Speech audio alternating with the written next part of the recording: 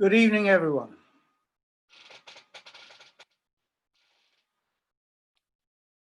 Welcome to Rainbow Shakespeare Online. It's a lovely evening and we should really be up at Highdown, but everyone knows what's been happening. So we're doing the next best thing, doing a performance of Much Ado About Nothing online. This is a very big experiment for us. It's not theatre, it's not film, it's not television, it's something totally different. Last night we had a very successful Romeo and Juliet, and now we move to a comedy. The word, of course, Much Ado About Nothing or noting. It's all about people overhearing and jumping to the wrong conclusions. A bit of a mystery, a bit of a sinister plot, and it's also one of the great love stories between Beatrice and Benedick, who love to hate one another and hate to love one another. So now, without more ado, we present Much Ado About Nothing. The scene is in Messina, and there enters Leonato, his daughter Hero, and his niece Beatrice, and a messenger comes on. I learn in this letter that Don Peter of Aragon comes this night to Messina. He is very near by this. He was not 3 leagues off when I left him. How many gentlemen have you lost in this action? But few of any sort, and none of name. A victory is twice itself when the achiever brings home full numbers. I find here that Don Peter hath bestowed much honour on a young Florentine called Claudio. Much deserved on his part, and equally remembered by Don Pedro. He hath borne himself beyond the promise of his age, doing in the figure of a lamb the feats of a lion. He hath indeed better bettered the expectation than you must expect of me to tell you how. He hath an uncle here in Messina, will be very much glad of it. I pray you, is Signor Montanto returned from the wars or no? I know none of that name, lady. There was none such in the army of any sort. What is he that you ask for, niece? My cousin means Signor Benedict of Padua. Oh, he's returned, and as pleasant as he ever was. He set up his bills here in Messina and challenged Cupid at the flight. And my uncle's fool, reading the challenge, subscribed for Cupid and challenged him at the bird bolt. I pray you, how many hath he killed and eaten in these wars? But how many hath he killed? For indeed I promised to eat all of his killing. Faith, niece, you tax Signor Benedict too much. But he'll be meet with you, I doubt it not. He hath done good service, lady, in these wars. You had a musty victual, and he hath holp to eat it. He is a very valiant trencherman. He hath an excellent stomach. And a good soldier too, lady. And a good soldier to a lady, But what is he to a lord? A lord to a lord, a man to a man, stuffed with all honourable virtues. It is so indeed. He is no less than a stuffed man. But for the stuffing, well, we are all mortal. You must not, sir, mistake my niece. There is a kind of merry war betwixt Signor Benedict and her. They never meet, but there's a skirmish of wit between them. Alas, he gets nothing by that. In our last conflict, 4 of his 5 wits went halting off, and now is the whole man governed with 1. Who is his companion now? He hath every month a new sworn brother. Is it possible? Very easily possible. He wears his faith, but as the fashion of a hat, it ever changes with the next block. I see, lady. The gentleman is not in your books. No, an he were, I would burn my study. But I pray you, who is his companion? Is there no young squarer now that will make a voyage with him to the devil? He is most in the company of the right honourable Claudio. Oh, Lord, he will hang upon him like a disease. He is sooner caught than the pestilence, and the taker runs presently mad. Oh, God help the noble Claudio. If he hath caught the Benedick, oh, well, it will cost him £1,000 ere he be cured. I will hold friends with you, lady. Do, good friend. You will never run mad, niece. No, not still a hot January. Don Pedro is approached. Don Pedro, Don John, Claudio, Benedict, and Balthazar all enter. Good Senor Leonato, you are come to meet your trouble. The fashion of the world is to avoid cost, and you encounter it. Never came trouble to my house in the likeness of your grace. For trouble being gone, comfort should remain. But when you depart from me, sorrow abides and happiness takes his leave. You embrace your charge too willingly. I think this is your daughter. Mother hath many times told me so. Were you in doubt, sir, that you asked her? Signor Benedict, no. For then you were a child. You have it full, Benedict. We may guess by this what you are, being a man. Truly the lady fathers herself. Be happy, lady, for you are like an honourable father.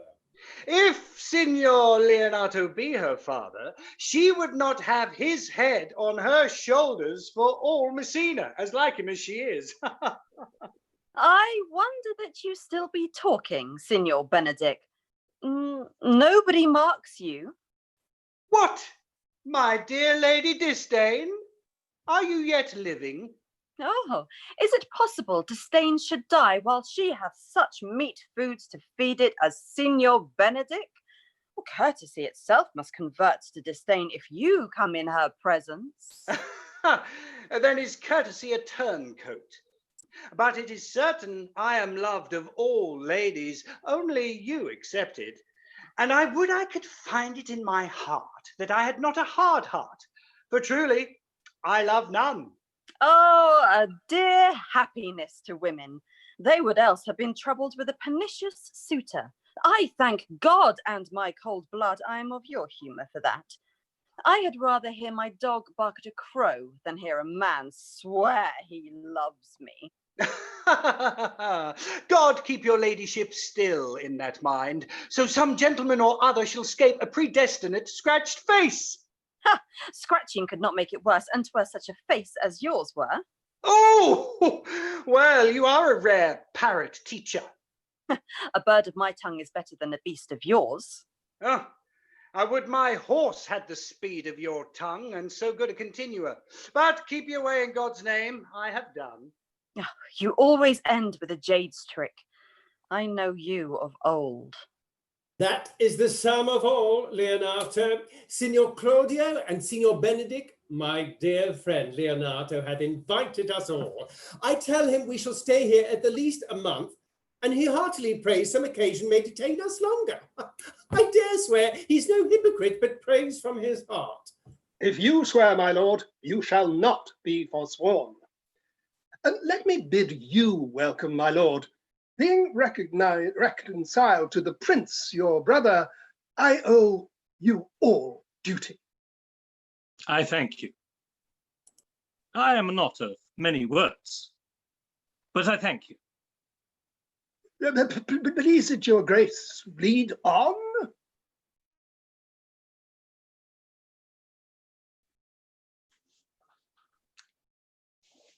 Benedict, didst thou note the daughter of Signor Leonato? I noted her not, but I looked on her. Is she not a modest young lady? Do you question me as an honest man should do, for my simple true judgment?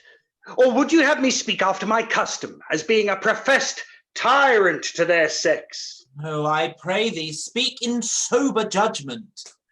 Why, faith, methinks she's too low for a high praise, too brown for a fair praise, and too little for a great praise. Only this commendation I can afford her, that were she other than she is, she were unhandsome. And being no other but as she is, I do not like her. Thou thinkest I am in sport. I pray thee tell me truly how thou likest her. Oh, would you buy her that you inquire after her? Can the world buy such a jewel? Yea, and a case to put it into. But speak you this with a sad brow? In mine eyes, she is the sweetest lady that ever I looked on. I can see yet without spectacles, and I see no such matter. Now there's her cousin, and she were not possessed with a fury, exceeds her as much in beauty as the 1st of May doth the last of December. But I hope you have no intent to turn husband, have you? I would scarce trust myself, though I had sworn on the contrary if Hero would be my wife. Oh, is't come to this? In faith, hath not the world one man, but he will wear his cap with suspicion? Shall I never live to see a bachelor of 60 again? Oh, go to, if faith, and thou wilt needs thrust thy neck into a yoke, wear the print of it, and sigh away Sundays. Oh, look, Don Pedro is returned to seek you. What secret hath held you here that you followed not to Leonato's? I would your grace would constrain me to tell. I charge thee on thy allegiance. You hear, Count Claudio? On my allegiance. Now, you see, I can be secret as a dumb man. I would have you think so, but on my allegiance, mark you this, on my allegiance, he is in love. With who? Now, that is your grace's part. Mark how short his answer is. With Hero, with Leonato's short daughter. If it was so, so were it uttered. Like the old tale, my lord, it is not so, nor 'twas not so, but indeed, God forbid it should be so. If my passion change not shortly, God forbid it should be otherwise. Amen, if you love her, for the lady is very well worthy. You speak this to fetch me in, my lord. By my troth, I speak my thought. And in faith, my lord, I spoke mine. And by my 2 faiths and troths, my lord, I spoke mine. But I love her, I feel.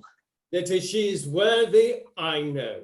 That I neither feel how she should be loved, nor know how she should be worthy, is the opinion that fire cannot melt out of me. I will die in it at the stake. Thou wast ever an obstinate heretic in the despite of beauty. And never could maintain his part, but in the force of his will. Oh, that a woman conceived me, I thank her. That she brought me up, I likewise give her most humble thanks. But that I will hang my bugle in an invisible baldric, all women shall pardon me.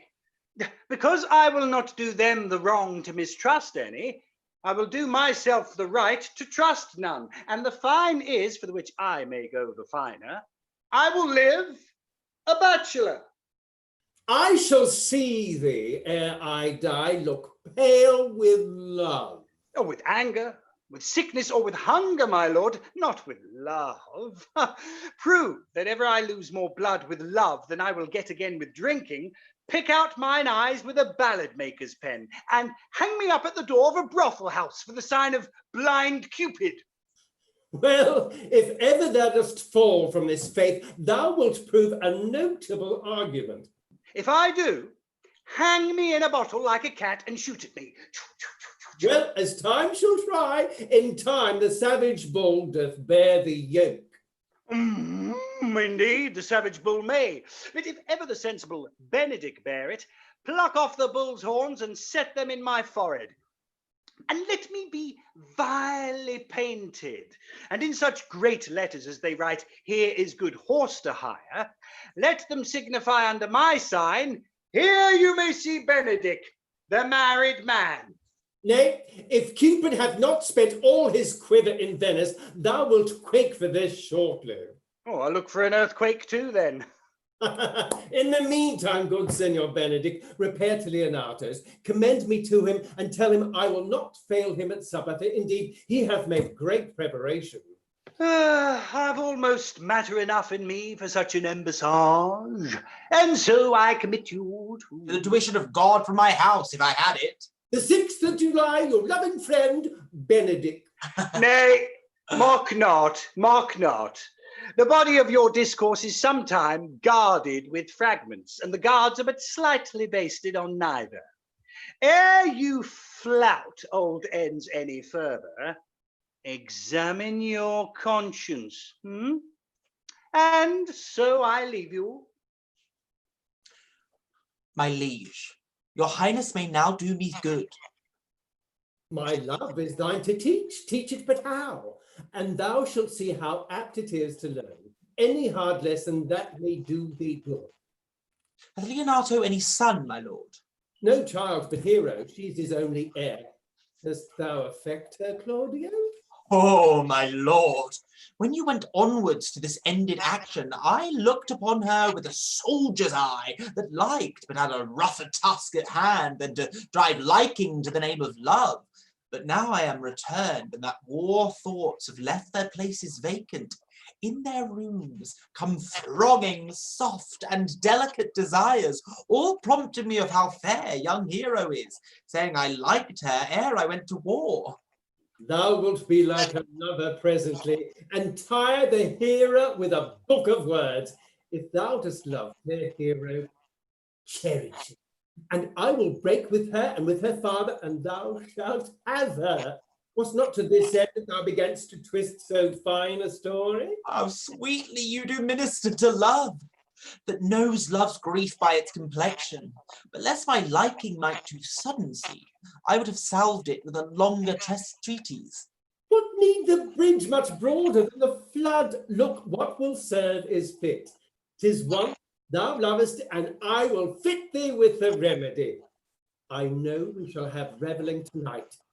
I will assume thy part in some disguise, and tell fair Hero I am Claudio, and in her bosom I'll unclasp my heart and take her hearing prisoner with the force and strong encounter of my amorous tale.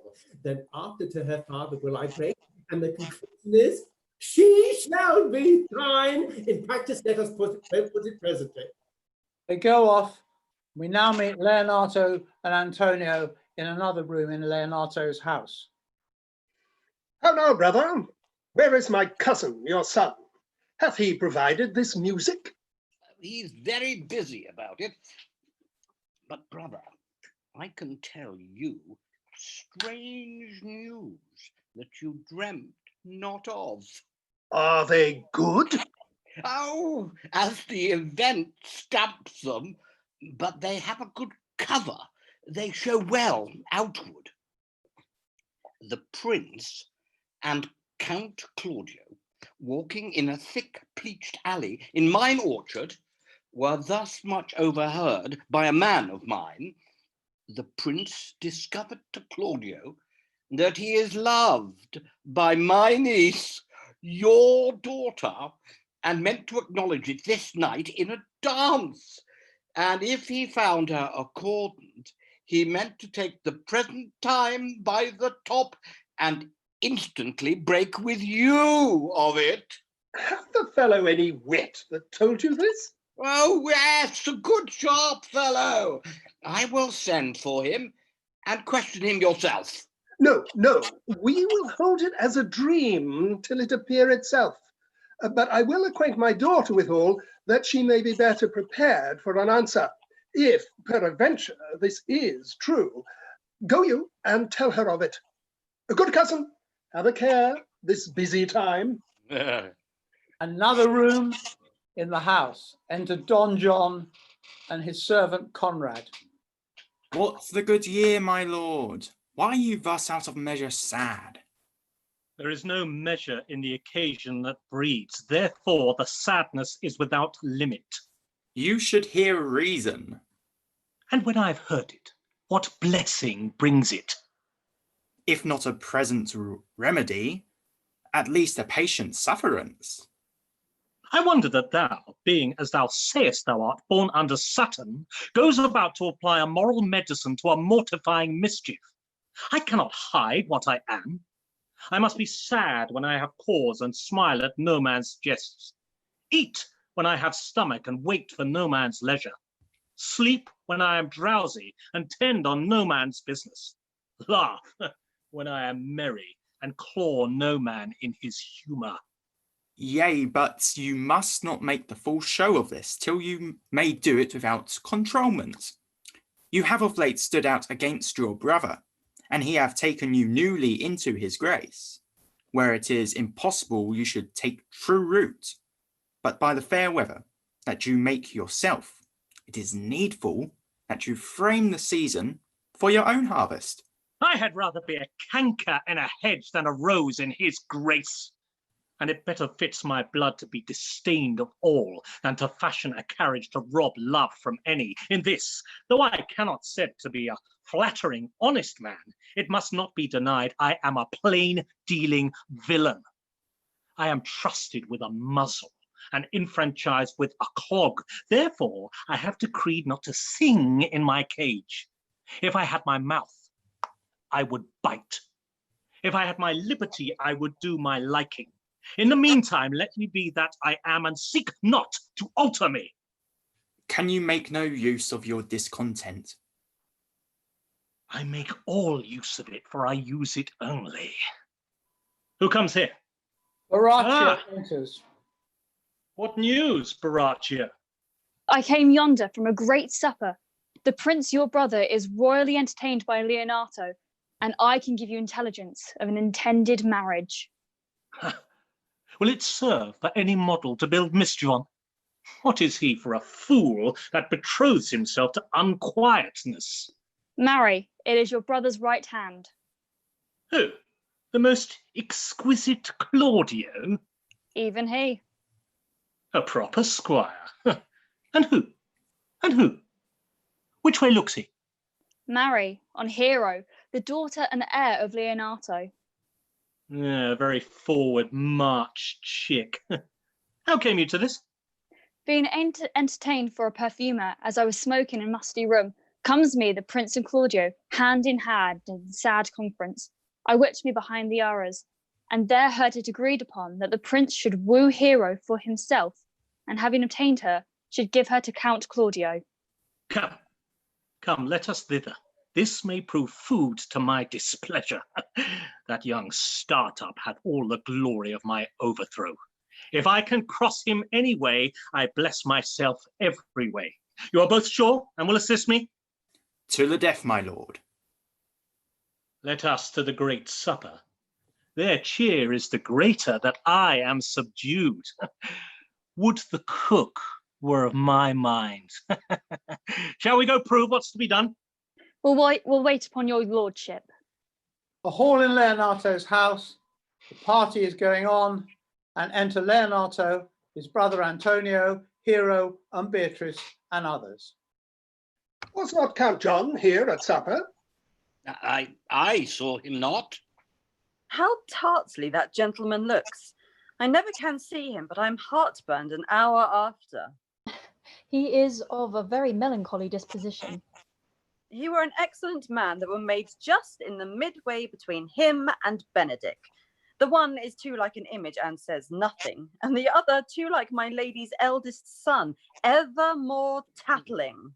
Then half Signor Benedick's tongue in Count John's mouth, and half Count John's melancholy in Signor Benedick's face. With a good leg and a good foot, uncle, and money enough in his purse, such a man would win any woman in the world, and if he could get a good will. By my troth, niece, thou wilt never get thee a husband if thou be so shrewd of thy tongue. For the which blessing I am at him upon my knees every morning and evening. Oh, Lord, I could not endure a husband with a beard on his face. I had rather lie in the woolen. You may light on a husband that hath no beard. And what should I do with him? Dress him in my apparel and make him my waiting gentlewoman. He that hath a beard is more than a youth, and he that hath no beard is less than a man, and he that is less than a youth is not for me, and he that is less than a man, I am not for him. Therefore I will even take sixpence in earnest of the beer ware, and lead his apes into hell. Well then, go you into hell?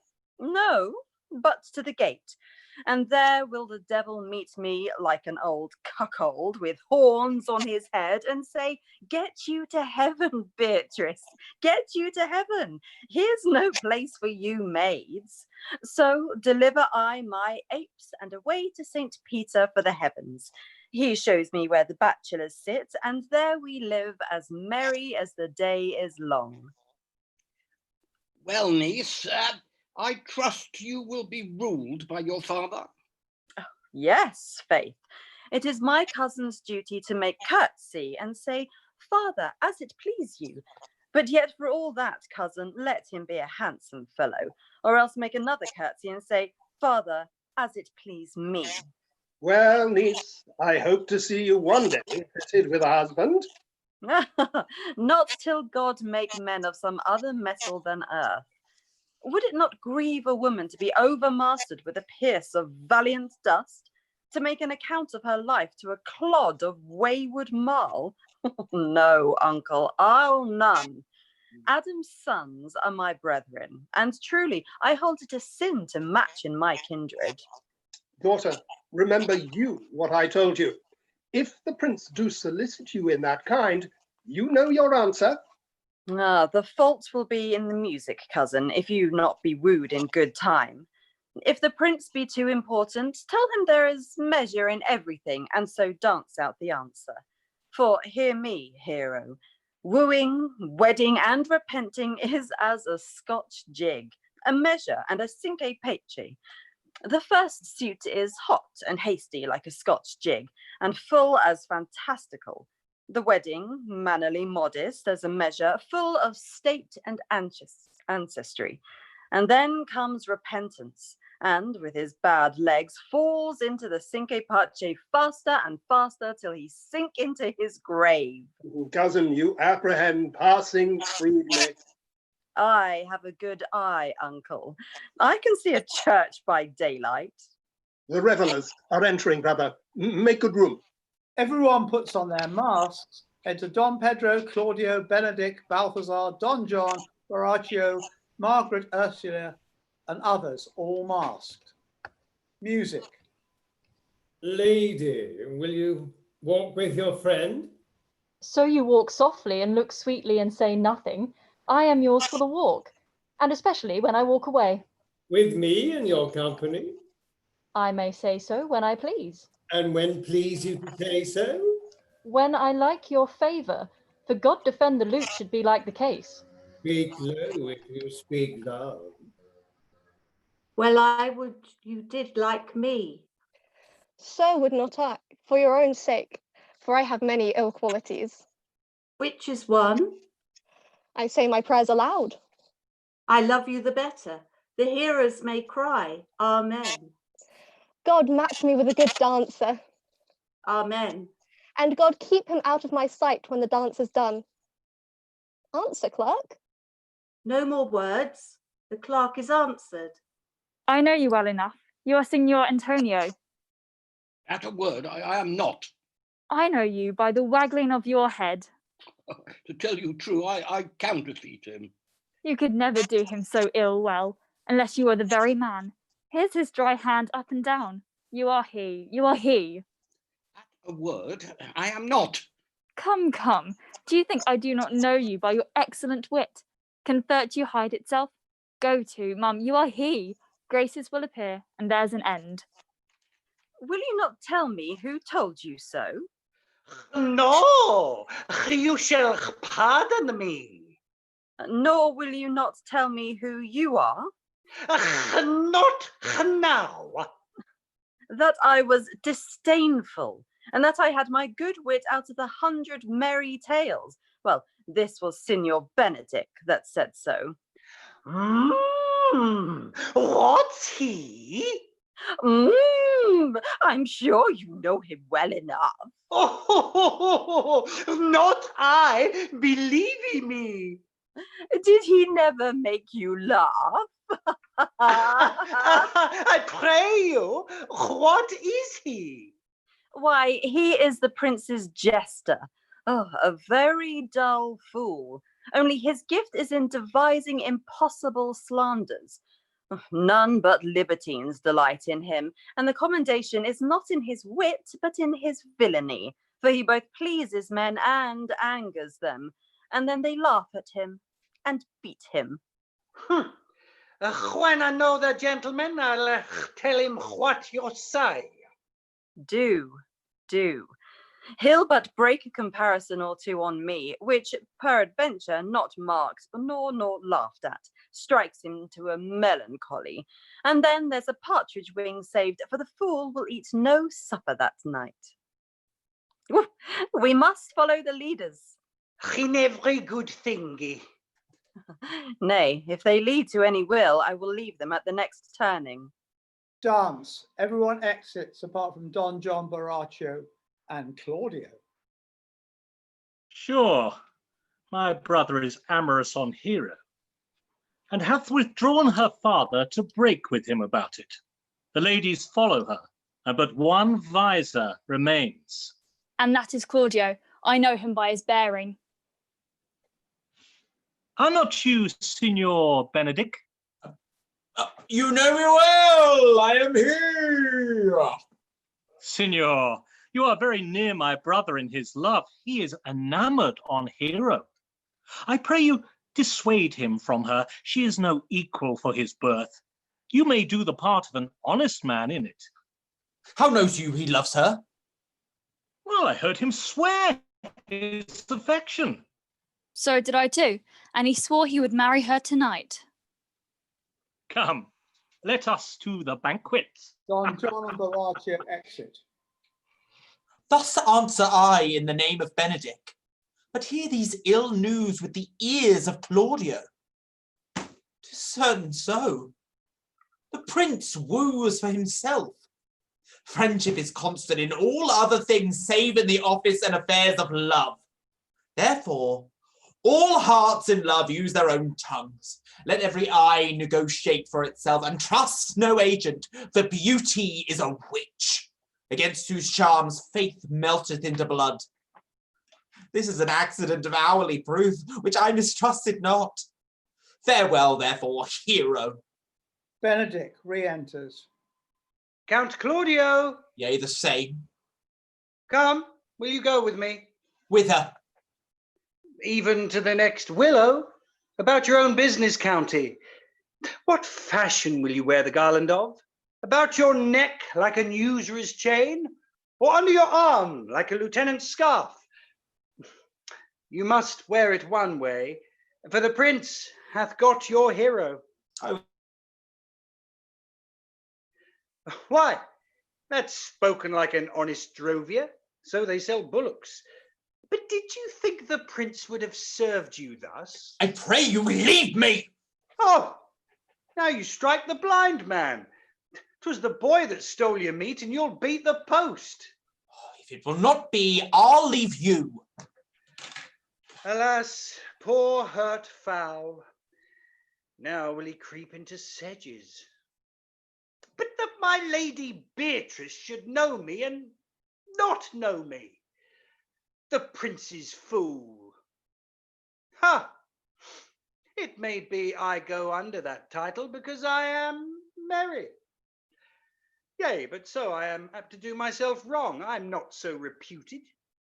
It is the base though bitter disposition of Beatrice that puts the world into her person and so gives me out. Well, I'll be revenged as I may. Don Pedro re-enters. Now, Signor, where's the Count? Did you see him? Oh, troth, my lord, I have played the part of Lady Fame. I found him here as melancholy as a lodge in a warren. I told him, and I think I told him true, that your grace had got the good will of this young lady, and I offered him my company to a willow tree, either to make him a garland as being forsaken, or to bind him up a rod as being worthy to be whipped. To be whipped? What's his fault? The flat transgression of a schoolboy, who being overjoyed with finding a bird's nest, shows it his companion, and he steals it.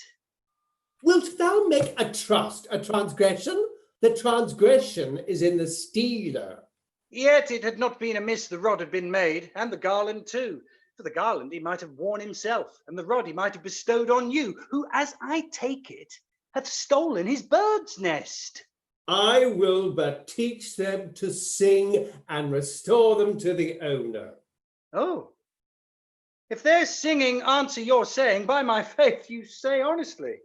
The Lady Beatrice hath a quarrel to you. The gentleman that danced with her told her she is much wronged by you. Oh, she misused me past the endurance of a block of wood. An oak, but with one green leaf on it, would have answered her. Her very visor began to assume life and scold with her.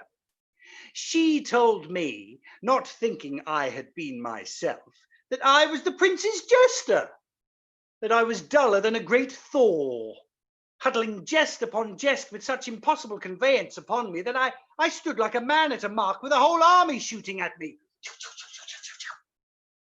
She speaks poniards, and every word stabs. If her breath were as terrible as her terminations, there were no living near her. She would infect to the North Star. I would not marry her, though she were endowed with all that Adam had left him before he transgressed. She would have made Hercules have turned spit. Yea, and have cleft his club to make the fire too. I would to God some scholar would conjure her. For certainly while she is here, a man may live as quiet in hell as in a sanctuary. And people sin upon purpose because they would go thither. So indeed all disquiet, horror, and perturbation follows her. Look, here she comes. Enter Claudio, Beatrice, Hero, and Leonato.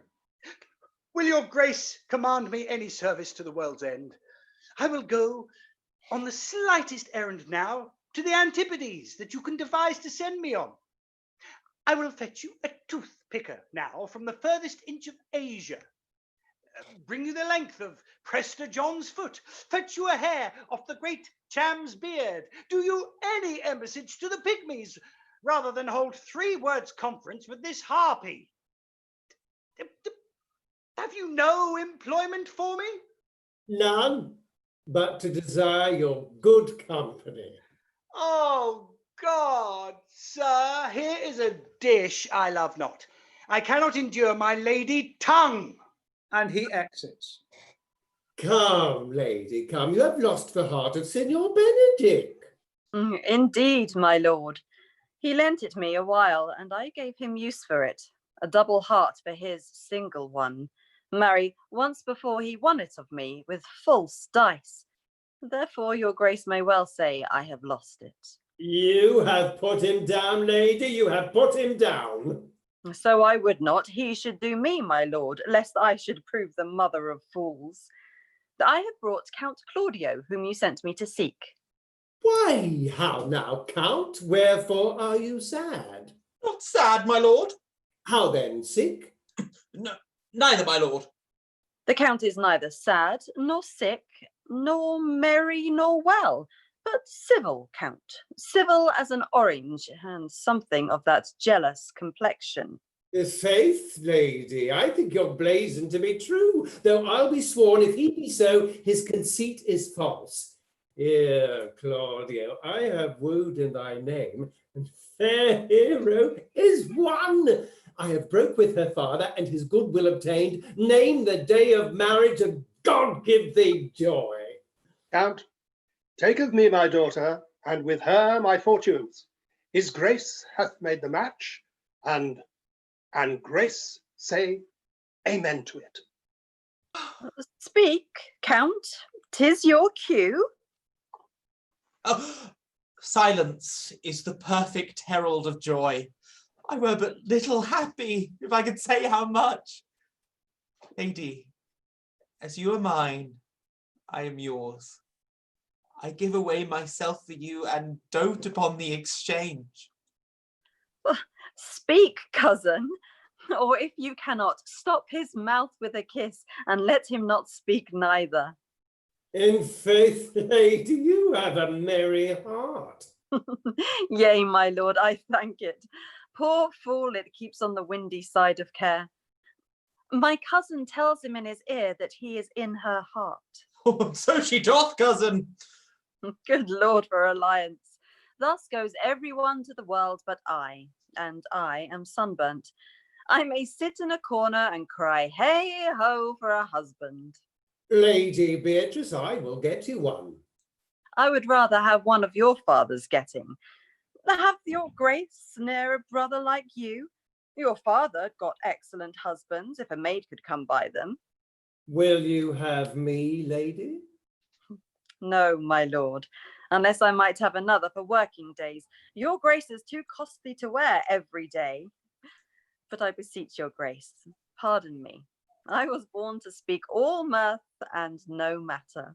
Your silence most offends me, and to be merry best becomes you. For out of question, you were born in a merry hour. No, sure, my lord. My mother cried.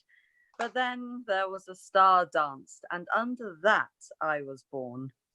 Cousins, God give you joy. Niece, will you look to those things I told you of? I cry you mercy, uncle, by your grace's pardon. And she exits. By my troth, a pleasant-spirited lady. There's little of the melancholy element in her, my lord. She is never sad, but when she sleeps, and not ever sad then, for I have heard my daughter say she hath oft dreamed of unhappiness and waked herself with laughing. He cannot endure to hear tell of a husband. Oh, by no means. She mocks all her wooers out of suit. She were an excellent wife for Benedict. Oh, Lord, my lord! If they were but a week married, they would talk themselves mad. Count Claudio, when mean you to go to church? Tomorrow, my lord. Time goes on crutches till love have all its rights. And up till next Monday, my dear son, which is hence just 7 night, and a time too brief too, to have all things answer my mind. Come, you shake the head at so long a breathing, but I warrant thee, Claudio, the time shall not go dunny by us. I will, in the interim, undertake one of Hercules' labours, which is to bring Signor Benedict and the Lady Beatrice into a mountain of affection, the one with the other. I would fain have it a match, and I doubt not but to fashion it, if you three will but minister such assistance as I shall give you direction. My lord, I am for you, though it cost me 10 nights' watchings. And I, my lord. And you too, gentle hero? I will do any modest office, my lord, to help my cousin to a good husband. And Benedict is not the most unhopefullest husband that I know. Thus far can I praise him. He's of a noble strain, of approved valour and confirmed honesty. I will teach you how to humour your cousin, that she shall fall in love with Benedict, and I, with your two helps, will so practice on Benedict that in despite of his quick wit and his queasy stomach, he shall fall in love with Beatrice. If we can do this, Cupid is no longer an archer. His glory shall be ours, for we are the only love gods. Go in with me, and I will tell you my drift. And off they go. Meanwhile, Don John and his servant Baraccio are planning evil. It is so. The Count Claudio shall marry the daughter of Leonato. Yeah, my lord, but I can cross it. Any bar, any cross, any impediment will be medicinable to me. I am sick in displeasure to him, and whatsoever comes athwart his affection ranges evenly with mine. How can thou cross this marriage? Not honestly, my lord, but so covertly that no dishonesty shall appear in me. Show me briefly how. I think I told your lordship a year since how much I am in favour of Margaret, the waiting gentlewoman to Hero. I remember. I can, at any unseasonable instant of the night, appoint her to look out at her lady's chamber window. What life is in that to be the death of this marriage? The poison of that lies in you to temper. Go to your prince, your brother. Spare not to tell him that he have wronged his honour in marrying the renowned Claudio, whose estimation do you mightily hold up to a contaminated stale, such as one as Hero. What proof shall I make of that? Proof enough to misuse the prince, to vex Claudio, to undo Hero and kill Leonato. Look you for any other issue? Only to despite them, I will endeavour anything. Go then. Find me a meet hour to draw Don Pedro and the Count Claudio alone. Tell them that you both know that Hero loves me. Intend a kind of zeal to both the prince and Claudio as, in love of your brother's honour, who have made this match, and his friend's reputation, who is thus like to be cozened with the semblance of a maid, that you have discovered thus. They will scarcely believe this without trial. Offer them instances which shall bear no less likelihood than to see me at a chamber window. Hear me call Margaret Hero, hear Margaret term me Claudio, and bring them to see that this very night before the intended wedding. For in the meantime I will so fashion the matter that Hero shall be absent. And there shall appear such a seeming truth of Hero's disloyalty, that jealousy shall be called assurance, and all the preparation overthrown. Grow this to what adverse issue it can, I will put it in practice. Be cunning in the working this, and thy fee is 1,000 ducats. Be you constant in the accusation, and my cunning shall not shame me. I will presently go learn their day of marriage. We now move to Leonato's orchard. Enter Benedick and the boy. Boy! Signor? In my chamber window lies a book. Bring it hither to me in the orchard. I am already here, sir. I know that, but I would have thee hence and here again. I do much wonder that one man, seeing how much another man is a fool when he dedicates his behaviours to love, will, after he hath laughed at such shallow follies in others, become the argument of his own scorn by falling in love. And such a man is Claudio. I have known when there was no music with him but the drum and the fife, and now had he rather hear the tabor and the pipe. I have known when he would have walked 10 mile afoot to see a good armour. Now will he lie 10 nights awake carving the fashion of a new doublet. He was wont to speak plain and to the purpose, like an honest man and a soldier. Now has he turned orthography. His words are very fantastical banquets, just so many strange dishes. May I be so converted and see with these eyes? I cannot tell. I think not. I will not be sworn, but love may transform me to an oyster. But I'll take my oath on it. Till he have made an oyster of me, he shall never make me such a fool. One woman is fair, yet I am well. Another is wise, yet I am well. Another virtuous, yet I am well. But till all graces be in one woman shall not come in my grace. Rich she shall be, that's certain. Wise, or I'll none. Virtuous, or I'll never cheapen her. Fair, or I'll never look on her. Mild, or come not near me. Noble, or not I for an angel. Of good discourse, an excellent musician, and her hair shall be of what colour it pleaseth God. Ha! The Prince and Monsieur Love. I will hide me in the arbour. He withdraws under Don Pedro, Claudio, Leonato.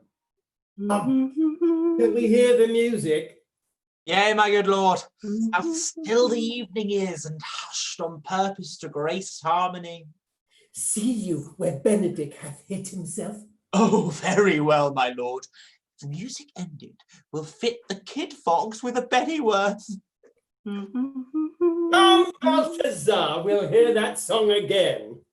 Oh, good, my lord, tax not so bad a voice to slander music any more than once. It is the witness still of excellency to put a strange face on his own perfection. I pray thee sing, and let me woo no more. Why, these are the very crotchets that he speaks. Notes, notes, forsooth, of nothing. Ah, now divine air, now is his soul ravished. Is it not strange that sheep's guts should hale souls out of men's bodies? Well, a horn for my money when all's done. Sigh no more, ladies, sigh no more. Men were deceivers ever. 1 foot in sea and 1 on shore. To one thing constant never.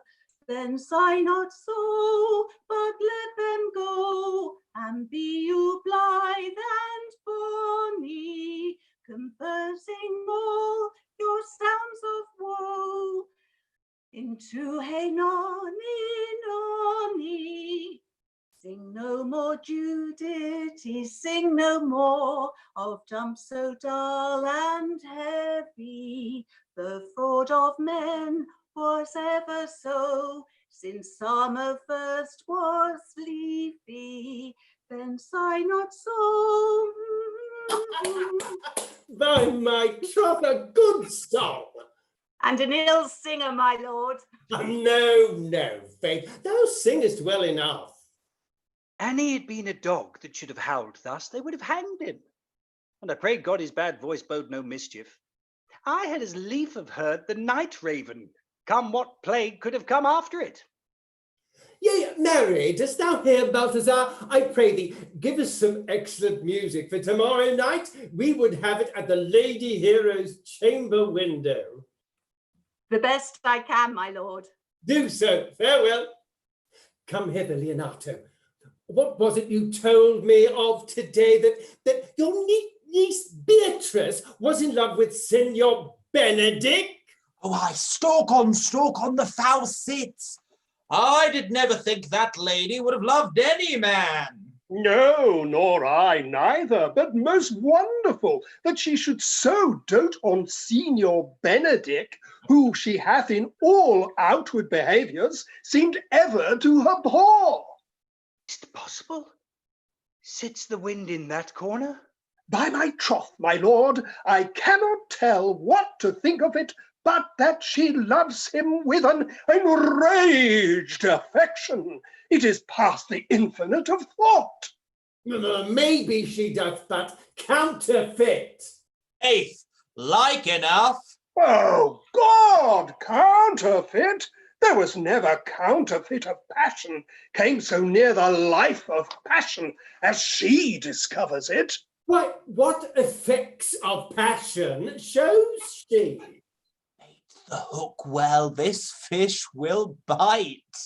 What effects, my lord? She will sit you. You heard my daughter tell you now. She did indeed. How, pray you? You amaze me. I thought her spirit had been invincible against all assaults of affection. I would have sworn it had, my lord, especially against Benedick. I should think this a gull, but that the white-bearded fellow speaks it.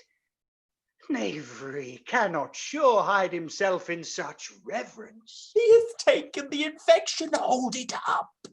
Hath she made her affection known to Benedick? No, she swears she never will. That's her torment. 'Tis true indeed, so your daughter says. Shall I, says she, that has so often counted him with scorn, write to him that I love him? This she says now when she is beginning to write to him, for she'll be up 20 times a night, and there will she sit in her smock till she have writ a sheet of paper. My daughter tells me so. Oh, now you talk of a sheet of paper, I remember a pretty jest your daughter told us of. Oh, when she had writ it and was reading it over, and she found Benedick and Beatrice between the sheets. That! Oh, she tore the letter into 1,000 halfpence, railed at herself that she should be so immodest to write to one that she knew would flout her, I measure him, she says, by my own spirit, for I should flout him if he writ to me, yea, though I love him, I should. Then down upon her knees she falls, weeps, sobs, beats her heart, tears her hair, prays, curses, oh, sweet Benedict! God give me patience! She doth indeed, my daughter says so. And the ecstasy hath so much overborne her that my daughter is sometime afeard that she will do a desperate outrage to herself. It is very true. That Benedict knew of it by some other, if she will not discover it. To what end? He would make but a sport of it and torment the poor lady worse.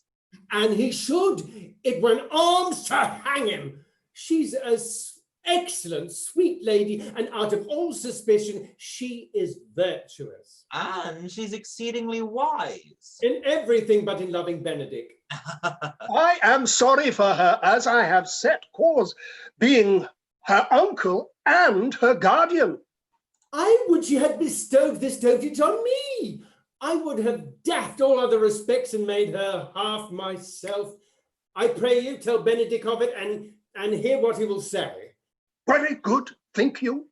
Hero thinks surely she will die, for she said she will die if he love her not, and she will die ere he make her love known, and she will die if he woo her, rather than she will bate one breath of her accustomed croftness.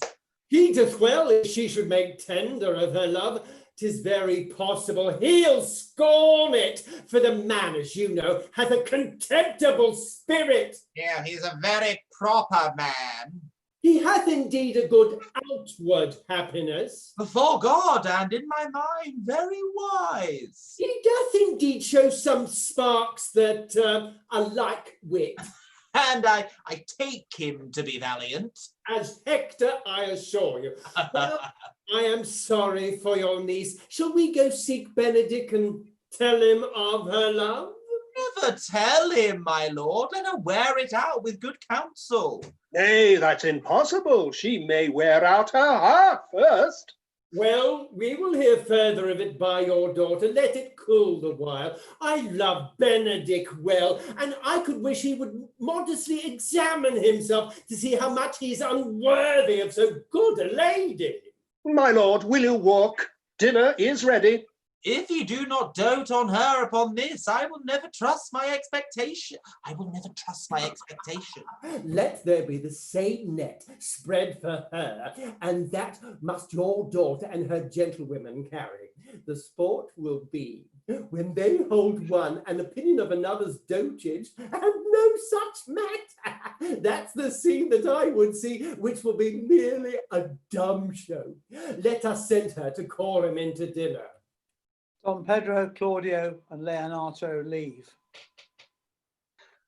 This can be no trick. The conference was sadly born. They have the truth of this from Hero. They seem to pity the lady. It seems her affections have their full bent. Love me? Why? It must be requited. I hear how I am censured. They say I will bear myself proudly if I perceive the love come from her. They say, too, that she will rather die than give any sign of affection. I did never think to marry. Oh, I must not seem proud. Happy are they that can hear their detractions and put them to mending. They say the lady is fair. 'Tis a truth. I cannot reprove it. And wise, but for loving me. Oh, by my troth, it is no addition to her wit, nor no great argument of her folly, for I will be horribly in love with her. I may chance have some odd quirks and remnants of wit broken on me, because I have railed so long against marriage. But doth not the appetite alter? A man loves the meat in his youth that he cannot endure in his age. Shall quips and sentences and these paper bullets of the brain awe a man from the career of his humour? No, the world must be peopled. When I said I would die a bachelor, I did not think I should live till I were married. Here comes Beatrice. By this day, she's a fair lady. I do spy some marks of love in her. Against my will, I am sent to bid you come in to dinner. Fair Beatrice, I thank you for your pains. I took no more pains for those thanks than you take pains to thank me. If it had been painful, I would not have come.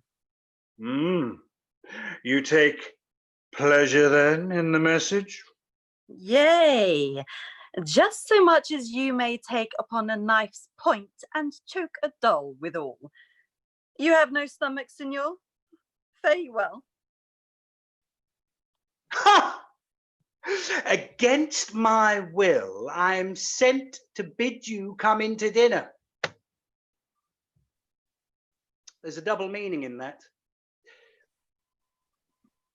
I took no more pains for those thanks than you took pains to thank me. Well, that's as much to say any pains that I take for you is as easy as thanks.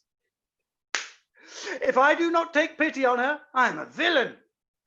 If I do not love her, I'm a right plonker. I will go get her picture. Another part of Leonato's garden. Hero, Margaret, and Ursula enter. Good Margaret, run thee to the parlour where thou shalt find my cousin Beatrice proposing with the Prince and Claudio. Whisper her ear and tell her I and Ursula walk in the orchard and our whole discourse is all of her. Say that thou overheardst us and bid her steal into the pleached bower where honeysuckles ripened by the sun forbid the sun to enter. There will she hide her to listen to our purpose. This is thy office. Bear thee well in it and leave us alone. I'll make her come, I warrant you, presently. Now, Ursula, when Beatrice doth come, and we do trace this alley up and down, our talk must only be of Benedick. When I do name him, let it be thy part to praise him more than ever man did merit. My love to thee, my talk to thee must be how Benedick is sick in love with Beatrice. Of this matter is little Cupid's arrow, crafty made, that only wounds by hearsay. Now begin, for look where Beatrice, like a lapwing, runs close by the ground to hear our conference. The pleasantest angling is to see the fish cut with her golden oars the silver stream, and greedily devour the treacherous bait. So angle we for Beatrice, who even now is couched in the woodbine coverture. Fear you not my part in the dialogue. Then go we near her, that her ear lose nothing of the false sweet bait that we lay for it. No, truly, Ursula, she is too disdainful. I know her spirits are as coy and wild as haggards of the rock. But are you sure that Benedick loves Beatrice so entirely? So says the prince and my new troth lord. And did they bid you tell her of it, madam? They did entreat me to acquaint her of it, but I persuaded them, if they loved Benedick, to wish him wrestle with affection and never let Beatrice know of it. Why did you so? Doth not the gentleman deserve a full as fortune a bed as ever Beatrice should couch upon? Oh, God of love, I know he doth deserve as much as may be yielded to a man, but nature never framed a woman's heart of prouder stuff than that of Beatrice. Disdain and scorn ride sparkling in her eyes, misprizing what they look on, and her wit values itself so highly that to her all else seems weak. She cannot love, nor take no shape nor project of affection. She is so self-endeared. Sure, I think so, and therefore certainly it were not good she knew his love, lest she make sport at it. Why, you speak truth. I never yet saw man, how wise, how noble, young, how rarely featured, but she would spell him backward, and so turns she every man the wrong side out, and never gives to truth and virtue that which simpleness and merit purchaseth. Sure, sure, such carping is not commendable. No, not to be so odd and from all fashions as Beatrice is, cannot be condemnable. But who dare tell her so? If I should speak, she would mock me into air. Oh, she would laugh me out of myself, press me to death with wit. Therefore let Benedick, like covered fire, consume away in sighs, waste inwardly. It were a better death than die with mocks, which is as bad as die with tickling. Yet tell her of it. Hear what she will say. No, rather I will go to Benedick and counsel him to fight against his passion, and truly I'll devise some honest slanders to stain my cousin with. One doth not know how much an ill word may empoison liking. Oh, do not do your cousin such a wrong. She cannot be so much without true judgment, having so swift and excellent a wit as she is prized to have, as to refuse so rare a gentleman as Signor Benedict. He is the only man of Italy, always excepted my dear Claudio. I pray you, be not angry with me, madam. Speaking my fancy, Signor Benedict, the shape, the bearing, argument and valour, goes foremost in report through Italy. Indeed, he hath an excellent good name. His excellence did earn it ere he had it. When are you married, madam? Why, every day, tomorrow. Come, go in. I'll show thee some attires and have thy counsel, which is best to furnish me tomorrow. She's limed, I warrant you. We have caught her, madam. If it prove so, then loving goes by haps. Some Cupid kills with arrows, some with traps. Exit Hero and Ursula. Beatrice comes forward. What fire is in mine ears? Can this be true? Stand I condemned for pride and scorn so much? Contempt, farewell, and maiden pride, adieu. No glory lives behind the back of such. And Benedict, love on, I will requite thee.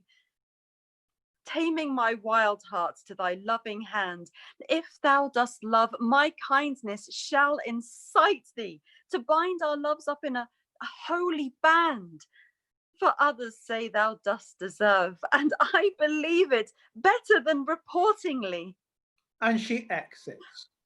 We now go to a room in Leonato's house, where we meet Don Pedro, Claudio, Leonato, and Benedick, who has now shaved. I do but stay till your marriage be consummate, and then I go toward Aragon. I bring you thither, my lord, if you'll vouchsafe me. Nay, that would be as great a soil in the new gloss of your marriage as to show a child his new coat and forbid him to wear it. I will only be bold with Benedick for his company, for from the crown of his head to the sole of his foot, he's all mirth. He hath twice or thrice cut Cupid's bowstring, and the little hangman dare not shoot at him. He hath heart as sound as a bell, and his tongue as the clapper. For what his heart thinks, his tongue speaks. Gallants, I am not as I have been.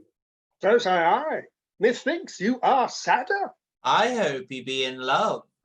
Hang him, truant. There's no true drop of blood in him to be truly touched with love. If he be sad, he wants money. I have the toothache. Draw it. Hang it. You must hang it first and draw it afterwards. What? Die for the toothache? What is but a humour or a worm? Well, everyone can master a grief, but he that has it. Yet say I, he is in love. If he be not in love with some woman, there is no believing old signs. A brush is his hat. Mornings, what's at that bone? Hath any man seen him at the barber's? No, but the barber's man has seen him with him, and the old ornaments of his cheek hath already stuffed tennis balls. Indeed, he looks younger than he did by the loss of a beard. Nay, rubs himself with civet. Can you smell him out by that? That's as much as say the sweet youth's in love. The greatest note of it is his melancholy. When does he want to wash his face? Indeed, that tells a heavy tale for him. Conclude. Conclude, he is in love. Nay, but I know who loves him. That would I know too. I warrant one that knows him not.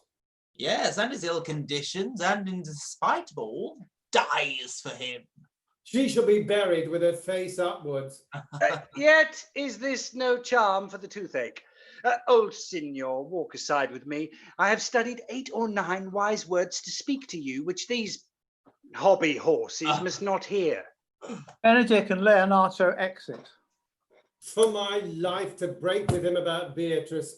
Even so, Hero and Margaret have by this played their parts with Beatrice, and then the 2 bears will not bite one another when they meet.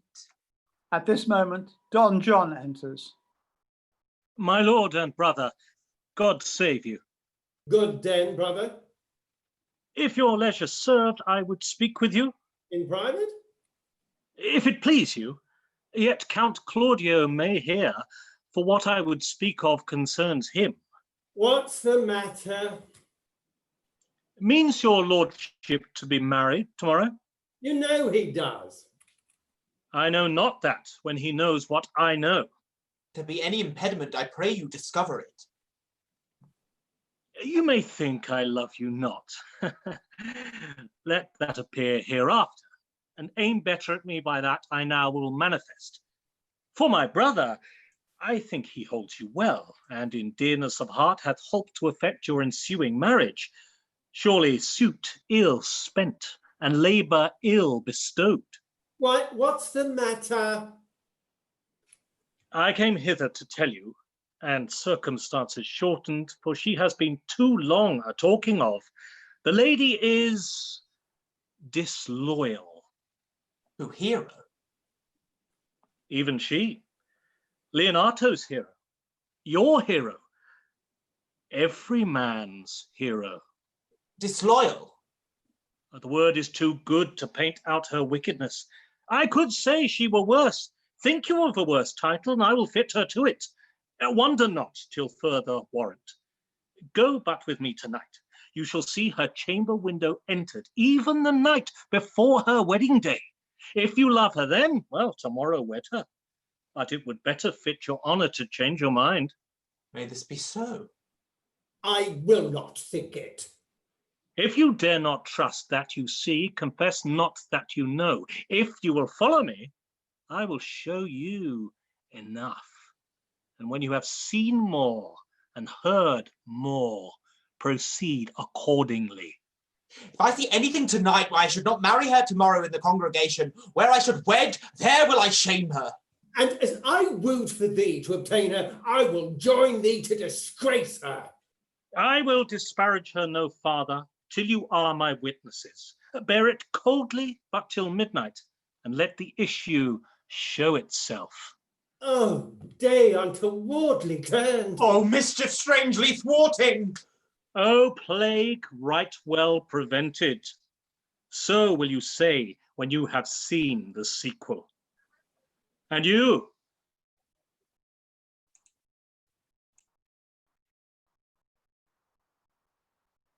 And ladies and gentlemen, that's where we're going to break for an interview. And an interval. Thank you, Nick.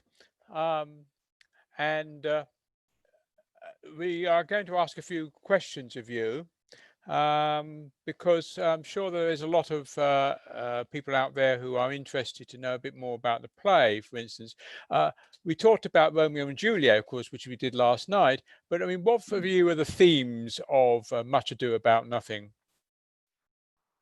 Well, as I said at the beginning, the other title for the play is Much Ado About Noting. Everyone is overhearing, sometimes deliberately making sure they're overheard, other times that they don't realize they are being overheard.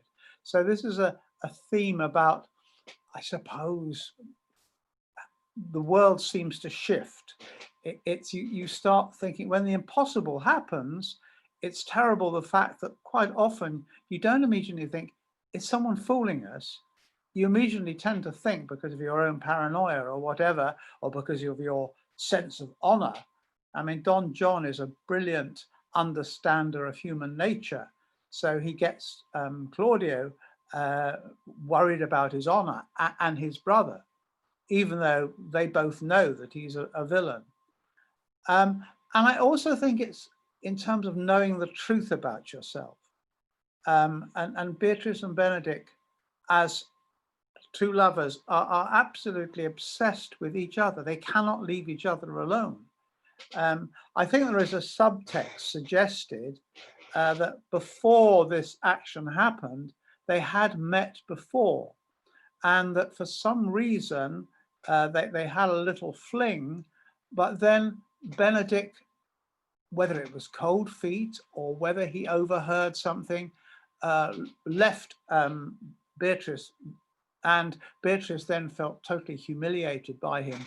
So she's determined that will never happen again. So it's a lovely play, and a play about, you know, understanding ourselves. Yes, it's interesting, of course, we talk about Don John. I was thinking as you were explaining your view a moment ago, that in a way he's very manipulative, and he's using disinformation, fake news almost. So it struck me there's a very contemporary element to this play. Oh, I think so. I mean, when you hear something on the news, especially if it's, you know, the mainstream media, you immediately think it must be right, wasn't it? And we don't question, as we ought to, what stuff is going out. I mean, who is to gain from a particular news story? I suppose that in a moral world, it actually depends on the fact of people telling the truth. And there's a theme in a lot of Shakespeare plays that, like when we were doing Othello last year, everyone goes on about Iago being honest, and therefore they believe what he tells them, even if he cleverly dresses it up. And I think that is a really good point. But because if we don't have truth, then the whole fabric of society and our relationships and everything starts to fall apart. I mean, it's interesting that Claudio has fallen in love with Hero, but it's like a kind of instant thing. He hasn't learnt about being in love. He hasn't learnt about people, which is something which, you know, in As You Like It next week, you have Rosalind, who educates Orlando because she doesn't want to just be a kind of figure, a girl on a pedestal. It's about reality. And in fact, Claudio's never had that. He's never actually had a girlfriend before. And suddenly this beautiful, innocent girl, Hero, is the one for him. And basically, he doesn't know. So when Don John comes along and says, oh, she's, you know, she's unfaithful to you, he doesn't question it. Yes, that's very interesting. With regard to the play itself, now Shakespeare created many interesting characters, and looking at this play, which one for you is the most notable? Oh, I think Benedick, obviously, Benedick and Beatrice, but I think Benedick, because he goes through this extraordinary journey of defending himself, of really laughing at everyone, again, a bit like Mercutio last night. He's been hurt in the past, and he's not going to let that happen again. And then when he hears that Beatrice is in love with him, he's got that wonderful quote, you know, happy are they that can hear their detractions and put them to right. And I think for all of us, you know, very happy when you hear someone criticizing us, where we actually weigh that up and find out how much truth there is in it. And Benedick, I mean, he first of all makes an idiot of himself in that last scene we saw them together. I mean, he goes from the ultra cynic into a sort of a lovesick schoolboy. And again, he has to examine himself. And wait in the second half, well, spoiler alert, when Beatrice finds that her niece has been wronged, and she wants Benedick to, you know, defend her cousin's honor, and Benedick is kind of split between what the person that he loves has offered her and what his friends say. So Yeah, I think Benedict is wonderful. It's also got one of the great comic characters that we're going to meet in the second half, Dogberry, who's this wonderful, pompous constable, and who is gets everything wrong. He and his watch, I mean, everyone gets everything wrong. Again, overhearing, the watch overhear, and they relate it. And they've got a total muddle. And yet, at the same time, it brings the truth out and actually brings the villains down.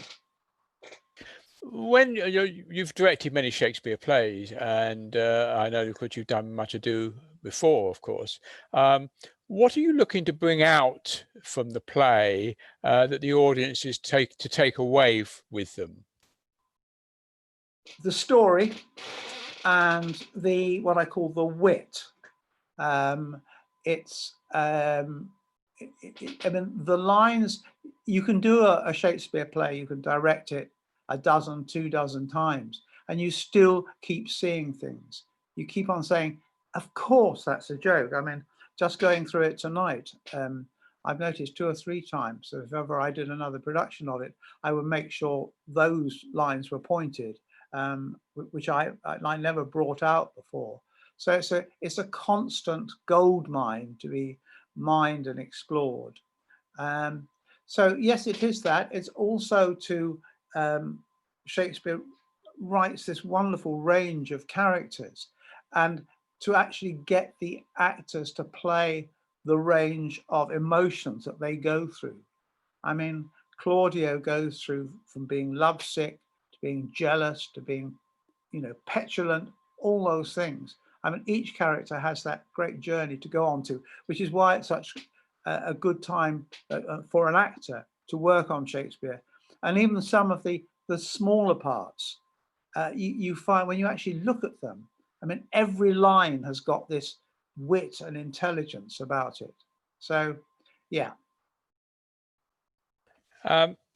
If there is one character from Shakespeare's plays, I mean, I did a question I asked last night, that you want to meet, who would it be and why? Or would it be Shakespeare himself?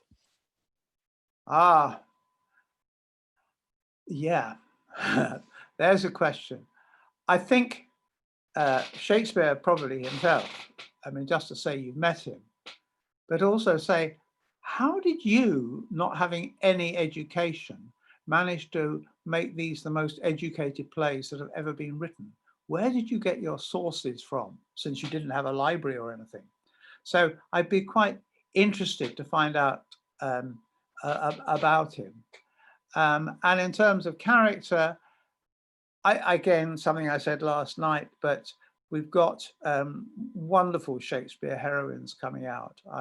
I would love to meet Rosalind from As You Like It, because she's got this wonderful sense of humor and passion at the same time. If we could just turn to Rainbow, normally, of course, we'd be up at Highdown Gardens in Worthing to stage the 2 plays across 2 weeks. Because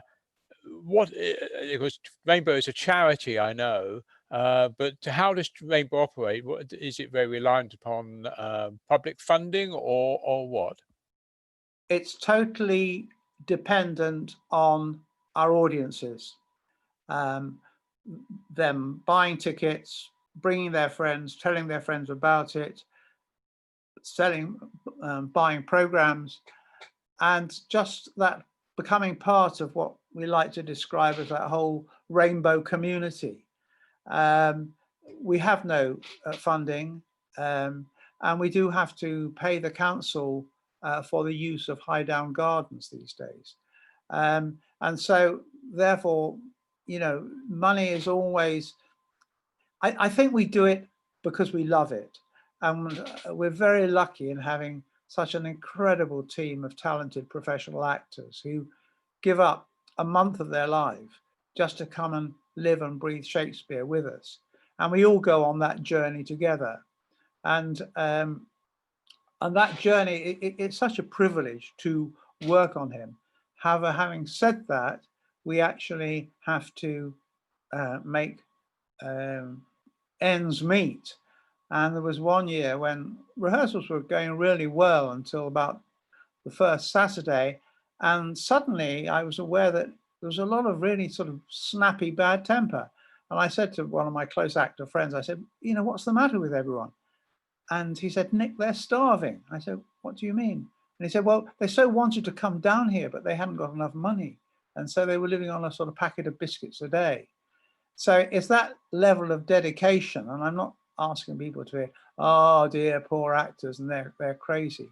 But there is a certain madness because we want to explore those plays and we want to share that with our audiences.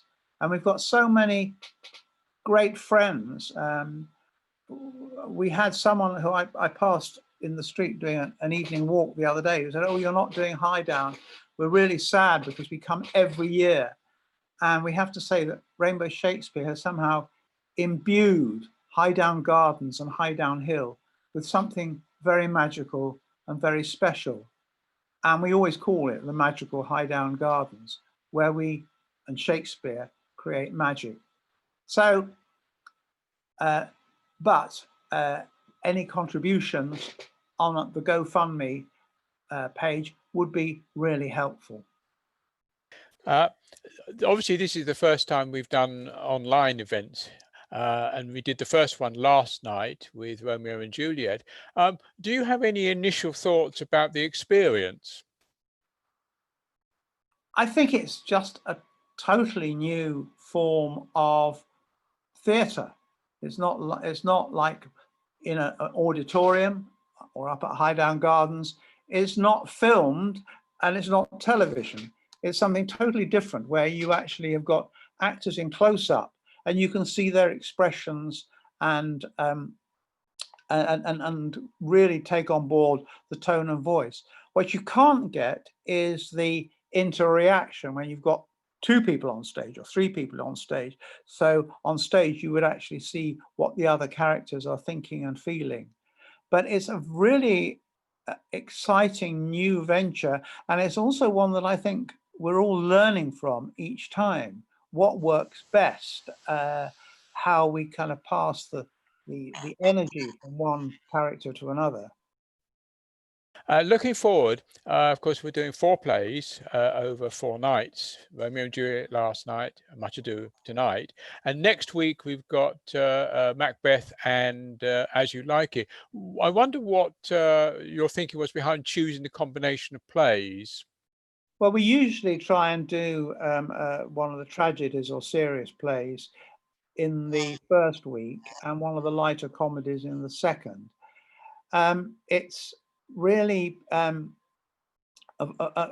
interesting thing that we're doing Macbeth next, and Macbeth is an extraordinary dark play. I mean, everyone says, oh, you know, it's an unlucky play. It's a very exciting play. You're not really allowed to say Macbeth if you're in the theatre. You have to sort of go outside and spit and say a swear word. It's kind of one of the oldest theatre traditions. But it's just, again, just as almost the first Hollywood thriller. I mean, some of the lines, I mean, just as sometimes in a Hollywood horror film, you'll suddenly get a telephone going very loud or a doorbell or something. Well, Shakespeare does that again with bells and knocking at the doors. It also has got one of my favorite lines in Shakespeare in it, which is Macbeth looking as evening is falling, and he just says, light thickens. And so it's all those, the points, and, you know, it has everything. It has sword fights. It has the famous witches. And it also, again, about a relationship between a man and a woman who start off the play really loving each other and totally absorbed in each other. And yet when Lady Macbeth persuades her husband to do the murder, and once he's done the murder, suddenly their relationship is over. And suddenly she is really isolated. And Macbeth knows that he will never recover from this. Thank you, Nick. And our 15-minute interval has just come up, actually. So it's on with the play. Thank you. Thank you, Tim. So, Much Ado About Nothing, Part 2. The scene is a street, and guarding the prince's person is the watch. And we meet Dogberry, the constable, and Verges, his second in command, and the watch, who are lined up to salute Dogberry, who is going to inspect them. Are you good men and true? Nay, or else it were pity they should suffer salvation, body and soul. Nay, that were a punishment too good for them, if they should have an allegiance in them, being chosen for the prince's watch. Well, give them their charge, neighbour Dogberry. Right. First, who think you the most desertless man to be constable? Hugh Oatcake, sir, or George Seacole, for they can write and read.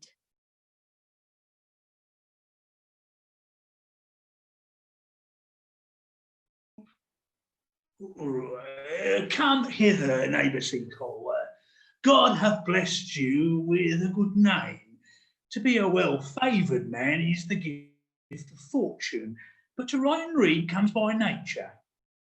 Both which, Master Constable? You have, I knew it would be your answer. Well, for your favour, sir, I give God thanks and make no boast of it.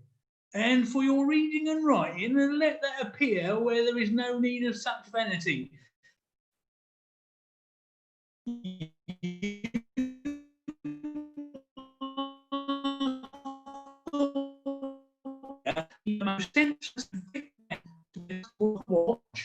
You shall comprehend all vagrant men. You are to bid any man stand in the prince's name. How if a will not stand? Well, why then? Take no note of him, but let him go. And presently call the rest of the watch together and thank God you're rid of such a knave. If I will not stand when he's bidden, he is none of the prince's subjects. That's right, true, and they are to meddle with none but the prince's subjects. You should also make no noise in the streets, for the watch to babble and to talk is most tolerable and not to be endured. We will rather sleep than talk. We know what belongs to a watch. Why, you speak like an ancient and most quiet watchman, for I cannot see how sleeping should offend.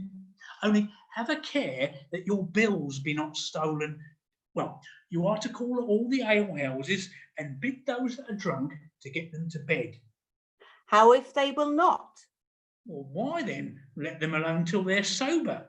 If they make you not then the better answer, you may say, they are not the men you look them for. Well, sir.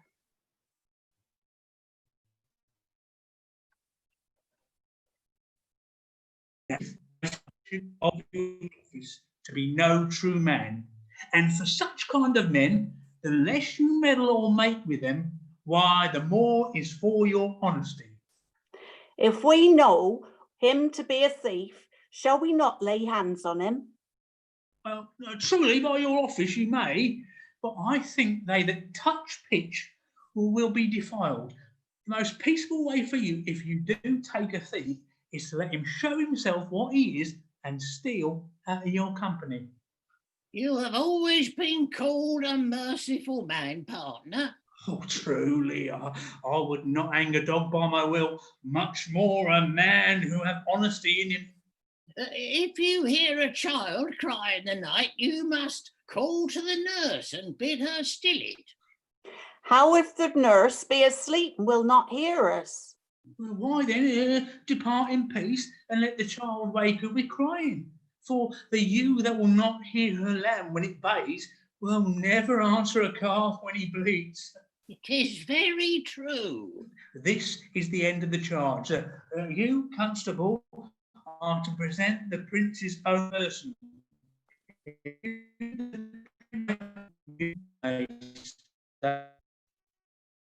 Nay, by a lady, I think I cannot stay the prince. I should install one on it. With any man that knows the statutes, he may stay him, marry, not without the prince be willing, for indeed the watch ought to offend no man, and it is an offence to stay a man against his will.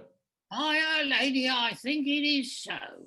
Ha, ha, ha. Well, masters, good night. And there be any matter of weight chances, you your own, and good night. Come, neighbour. Well, masters, we hear our charge. Let us go sit here upon the church bench till 2, and then all to bed. One more word, honest neighbours. I pray you watch that Signor Leonato's door. For the wedding being here tomorrow, there is a great coil tonight. Adieu. Be vigilant, I beseech you. He exits. Enter Baraccio and Conrad, slightly the worst for wear. What, comrade? Peace, stir not. Comrade, I say. Here, man, I am at thy elbow. Master, my elbow itched. I thought there was a scab follow. I will owe thee an answer for that, and now forward with thy tale. Stand thee close then, under this penthouse, for it drizzles rain, and I will, like a true drunkard, utter all to thee. Some treason, masters, yet stand close. Therefore know I have earned of Don John 1,000 ducats. Is it possible that villainy should be so dear? Thou should rather ask if it were possible any villainy should be so rich. For when rich villains have need of poor ones may make what price they will. I wonder at it. That shows thou art unconfirmed. Thou knowest that the fashion of a doublet or a hat or a cloak is nothing to a man. Yes, it is a prail. I mean, the fashion. Yes, the fashion is the fashion. Tush, I may as well say the fool's the fool. But seest thou not what a deformed thief this fashion is? I know that deformed has been a vile thief this 7 year. Goes up and down like a gentleman. I remember his name. Dost thou not hear somebody? No, 'twas the vein on the house, but thou hast shifted out of thy tale in telling me of the fashion. Not so neither, but know that I have tonight wooed Margaret, the Lady Hero's gentleman by the name of Hero. She leans me out at her mistress's chamber window, bids me 1,000 times good night. I tell this tale vilely. I should first tell thee how the prince, Claudio, and my master, planted and placed and possessed by my master Don John, saw afar off the orchard this amiable encounter. And thought they Margaret was Hero? 2 of them did, the prince and Claudio, but the devil my master knew she was Margaret, and partly by his oaths, which first possessed them, partly by the dark night, which did deceive them, but chiefly by my villainy, which did confirm any slander that Don John had made. Away went Claudio enraged, swore he would meet her, as he was appointed next morning at the temple, and there, before the whole congregation, shame her with what he saw all night, and send her home again, without a husband. We charge you in the prince's name, stand. Call up the right master constable. We have here recovered the most dangerous piece of lechery that ever was known in the Commonwealth. And one deformed is one of them. I know him, wears a lock. Masters, masters. You'll be made bring deformed forth, I warrant you. Masters. Never speak. We charge you, let us obey you to go with us. We are like to prove a godly commodity, being taken up by these men's bills. A commodity in question, I warrant you. Come, we'll obey you. The watch march Baraccio and Conrad off in chains. The next scene is Hero's apartment where they're getting ready for the wedding. Hero, Margaret and Ursula. Good, Ursula. Wake my cousin Beatrice and desire her to rise. I will, lady. And bid her come hither. Well. Troth, I think your other rabato was better. No, pray thee, good Meg, I'll wear this. By my troth, it's not so good, and I warrant your cousin will say so. My cousin's a fool, and thou art another. I'll wear none but this. I like the new tire within excellently. If the hair were a thought browner, and your gown's a most rare fashion in faith. I saw the Duchess of Milan's gown that they praise so. Oh, that exceeds, they say. By my troth, is but a nightgown in respect of yours. Cloth of gold and cuts and laced with silver, set with pearls, down sleeves, side sleeves, and skirts, round underbone with a bluish tinset. But for a fine, quaint, graceful, and excellent fashion, yours is worth 10 on it. God give me joy to wear it, for my heart is exceeding heavy. 'Twill be heavier soon by the weight of a man. Oh, fie upon thee! Art not ashamed? Of what, lady? Of speaking honourably? Is there any harm in the heavier of a husband? None, I think. And it be the right husband and the right wife. Otherwise 'tis light and not heavy. Ask my lady Beatrice else. Here she comes. Good morrow, coz. Good morrow, sweet hero. Why, how now? Do you speak in the sick tune? I am out of all other tune, methinks. 'Tis almost 5 o'clock, cousin. 'Tis time you were ready. Oh, by my troth, I am exceeding ill. Hi-ho. For a hawk, a horse, or a husband? For the letter that begins them all, H. Well, and you be not turned Turk, there's no more sailing by the star. What means the fool, Chow? Nothing, I. But God send everyone their heart's desire. These gloves the Count sent me. They are an excellent perfume. I am stuffed, cousin. I cannot smell. A maid and stuffed. There's goodly catching of cold.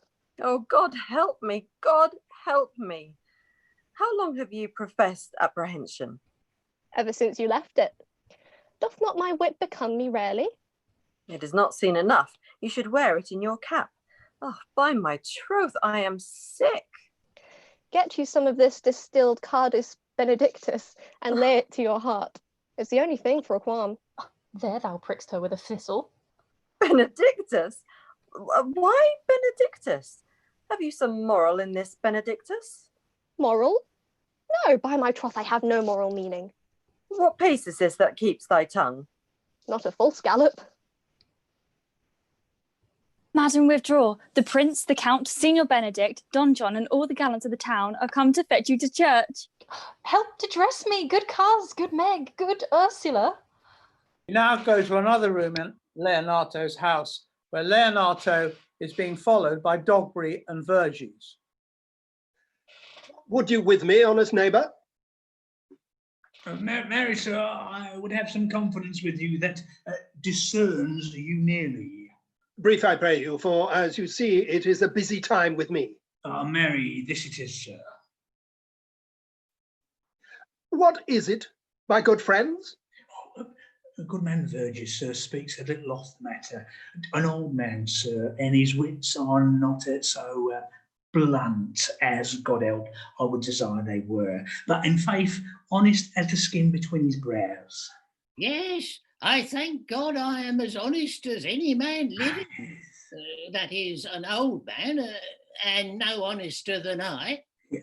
Comparisons are odorous. Palabra, neighbour Verges. Neighbours, you are tedious. Oh, it pleases your worship to say so, but we are the poor Duke's officers. But truly, for mine own part, if I were as tedious as a king, I could find it in my heart to bestow all of it on your worship. All thy tediousness on me, huh? Yea, and 'twere £1,000 more than 'tis, for I hear as good exclamation on your worship as if any man in the city, and though I be but a poor man, I am glad to hear it. And so am I. I would fain know what you have to say. Marry, sir, Our watch tonight, accepting your worship's present, attain a couple of as arrant knaves as any in Messina. A good old man, sir. He will be talking, as they say, when the age is in, the wit is out. God help us, it is a world to say. Well said in faith, neighbour villages. Well, God's a good man, and two men ride of a horse. One must ride behind. An honest soul with face, by my troth, he is as ever broke bread, but God is to be worshipped. All men are not alike, alas, good neighbour.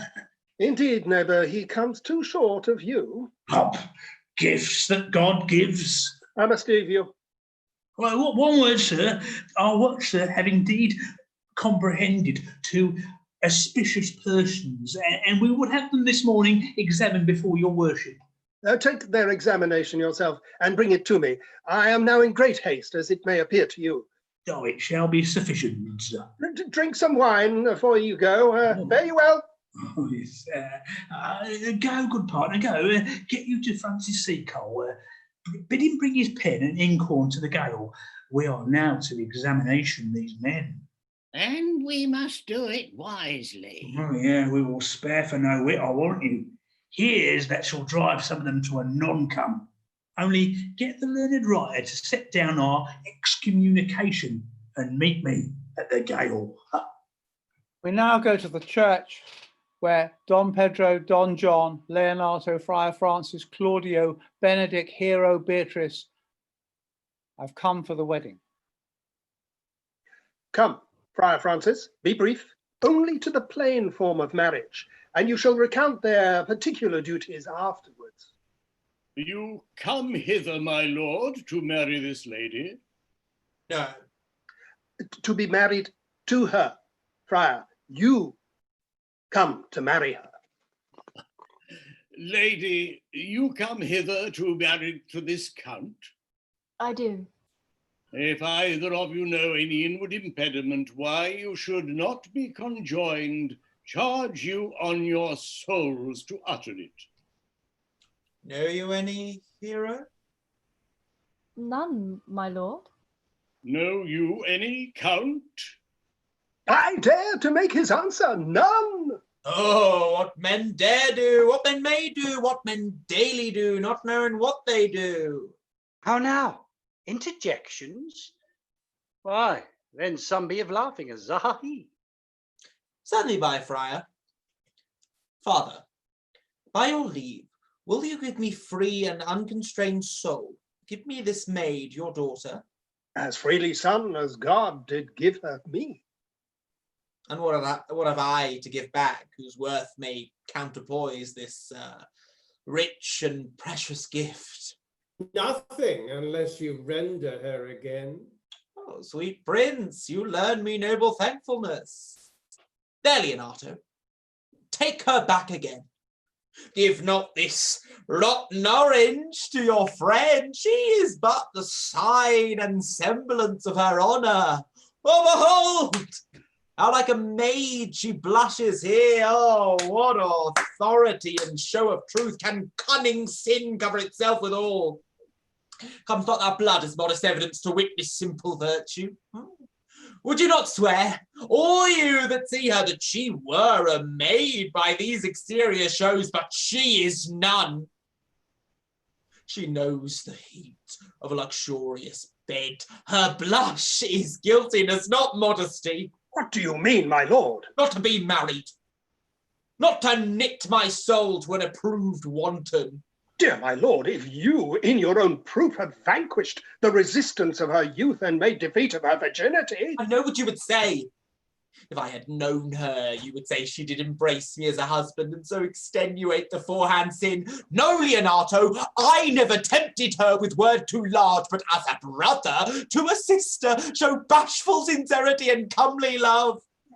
And seemed I ever otherwise to you? Oh, out on this seeming! I will write against it. You seem to me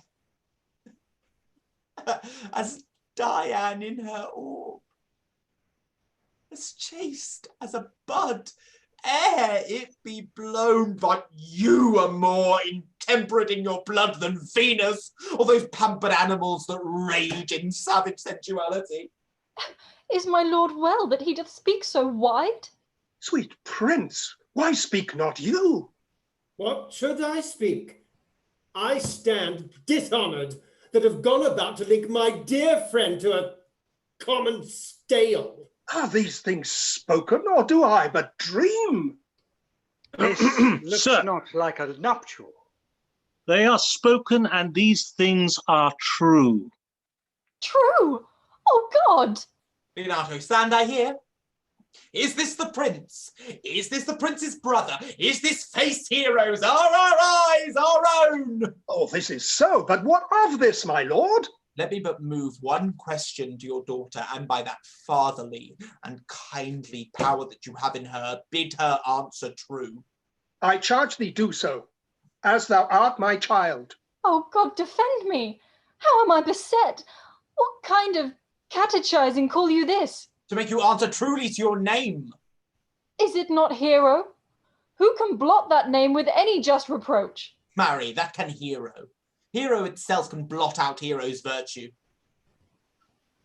What man was it talked with you yesternight out at your window twixt 12 and 1? Now, as you are a maid, answer to this.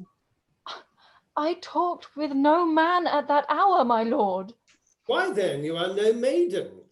Leonato, I'm sorry you must hear, upon mine honour, myself, my brother, and this grieved count did see her, hear her at that hour last night talk with a ruffian at her chamber window, who hath indeed, most like a liberal villain, confessed the vile encounters they have had 1,000 times in secret. Fie, fie. They are not to be named, my lord, not to be spoken of. There is not chastity enough in language without offence to utter them. Thus, pretty lady, I am sorry for thy much misgovernment. Oh, Hero. What a hero hast thou been.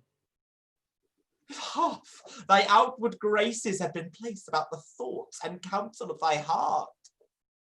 But fare thee well, most foul, most fair. Farewell, thou pure in piety and impious purity. For thee, I'll lock up all the gates of love, and on my eyelid shall conjecture hang to turn all thoughts of beauty into harm. And never shall it be more gracious. Hath no man's dagger here a point for me? Hero swoons. Why, how now, cousin? Wherefore sink you down? Come, let us go. These things come thus to light. Smother her spirits up. How doth the lady? John and Dead. Claudio exit. Dead, I think. Help, uncle! Hero, why, Hero?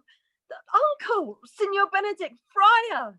Oh, fate, take not away thy heavy hand. Death is the fairest cover for her shame that may be wished for. How now, cousin Hero? Have comfort, lady. Dost thou look up? Yea, wherefore should she not? Wherefore? Why, doth not every earthly thing cry shame upon her? Could she here deny the story that is printed in her blood? Do not live, Hero. Do not ope thine eyes. Grieved I had but one. Chid I for that frugal nature's frame? Oh, one too much by thee. Oh, she is fallen into a pit of ink, that the wide sea hath drops too few to wash her clean again. Sir, be patient. For my part, I am so attired in wonder, I know not what to say. Oh, on my soul, my cousin is belied. Lady, were you her bedfellow last night? No, truly not. Although until last night, I have this 12 months been her bedfellow. Confirmed! Confirmed! Oh, that is stronger maid, which was before barred up with ribs of iron. Would the two princes lie, and Claudio lie? who loved her so that, speaking of her foulness, washed it with tears? Hence from her, let her die! Hear me a little, for I have only been silent so long and given way unto this course of fortune. By noting of the lady, I have marked 1,000 blushing apparitions to start in her face, 1,000 innocent shames. Trust not my reading nor my observations, which with experimental seal doth warrant the tenor of my book. Trust not my age, my reverence, calling, nor divinity, if this sweet lady lie not guiltless here under some biting error.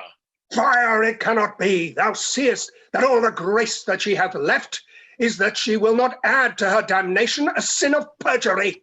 She not denies it. Why seekst thou then to cover with excuse that which appears in proper nakedness?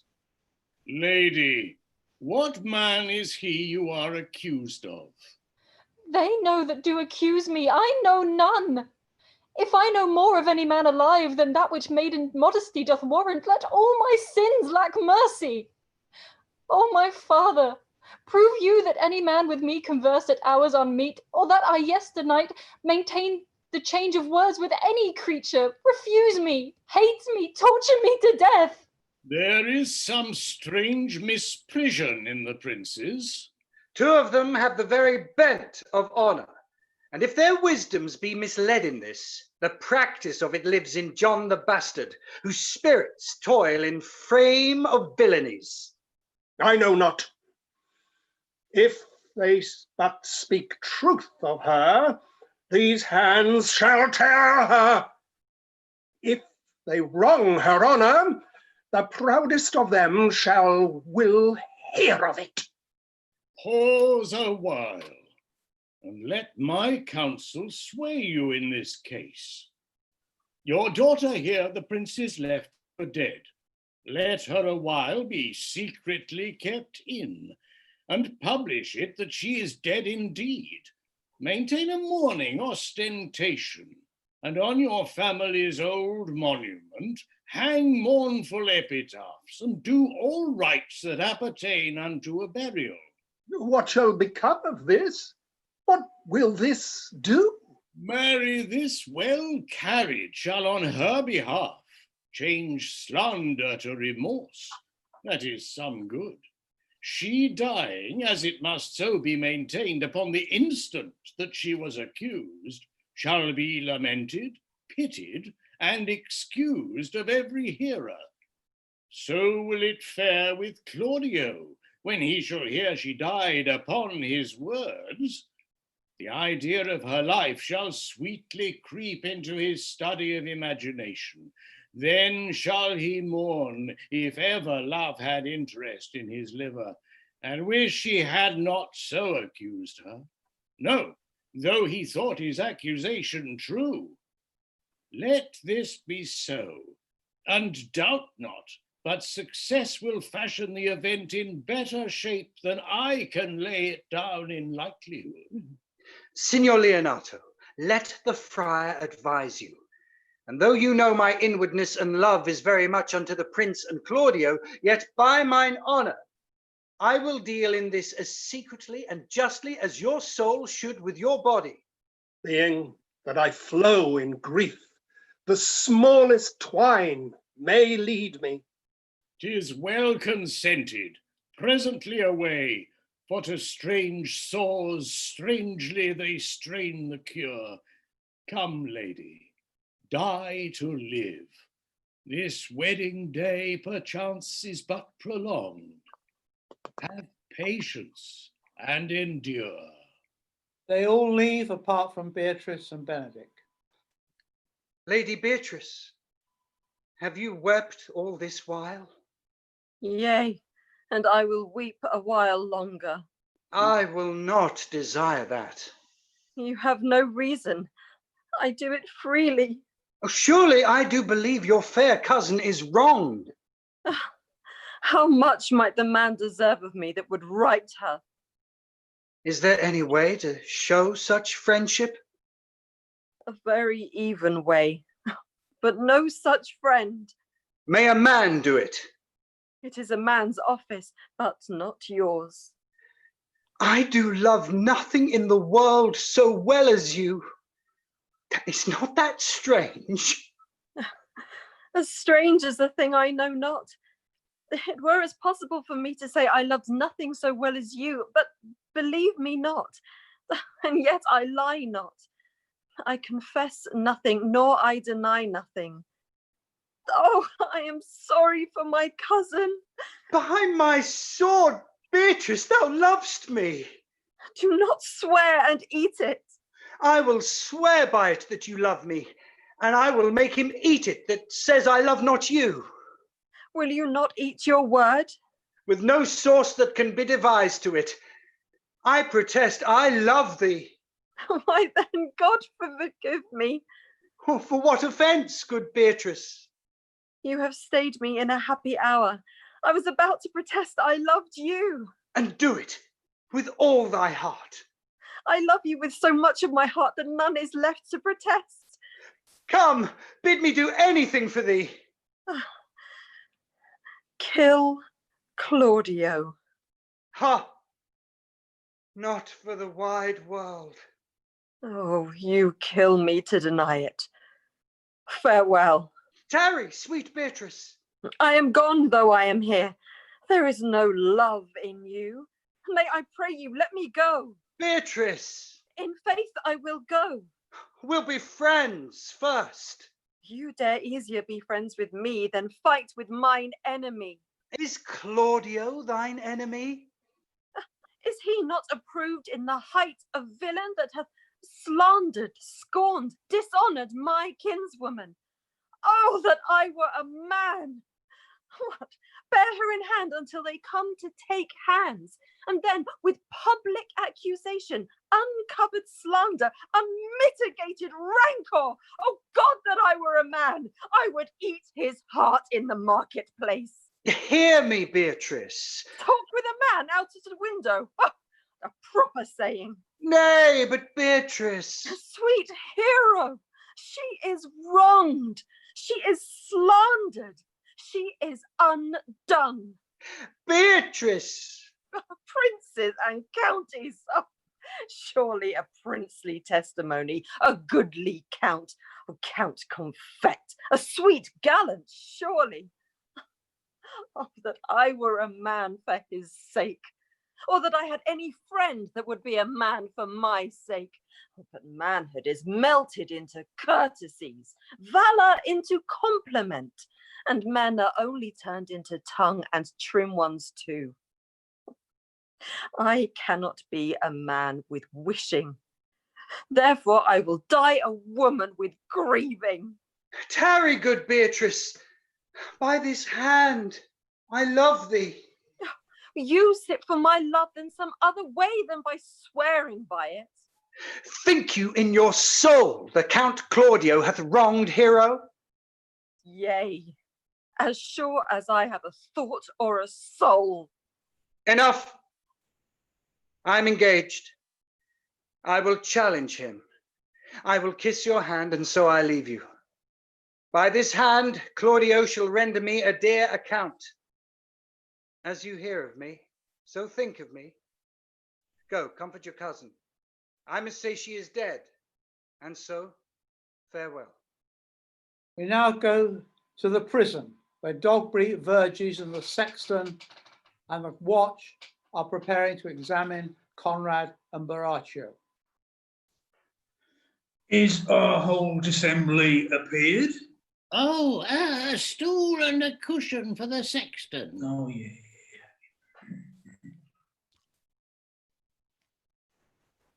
But which are the offenders that are to be examined?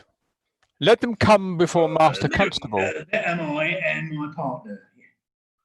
Nay, that's certain. We have the exhibition to examine.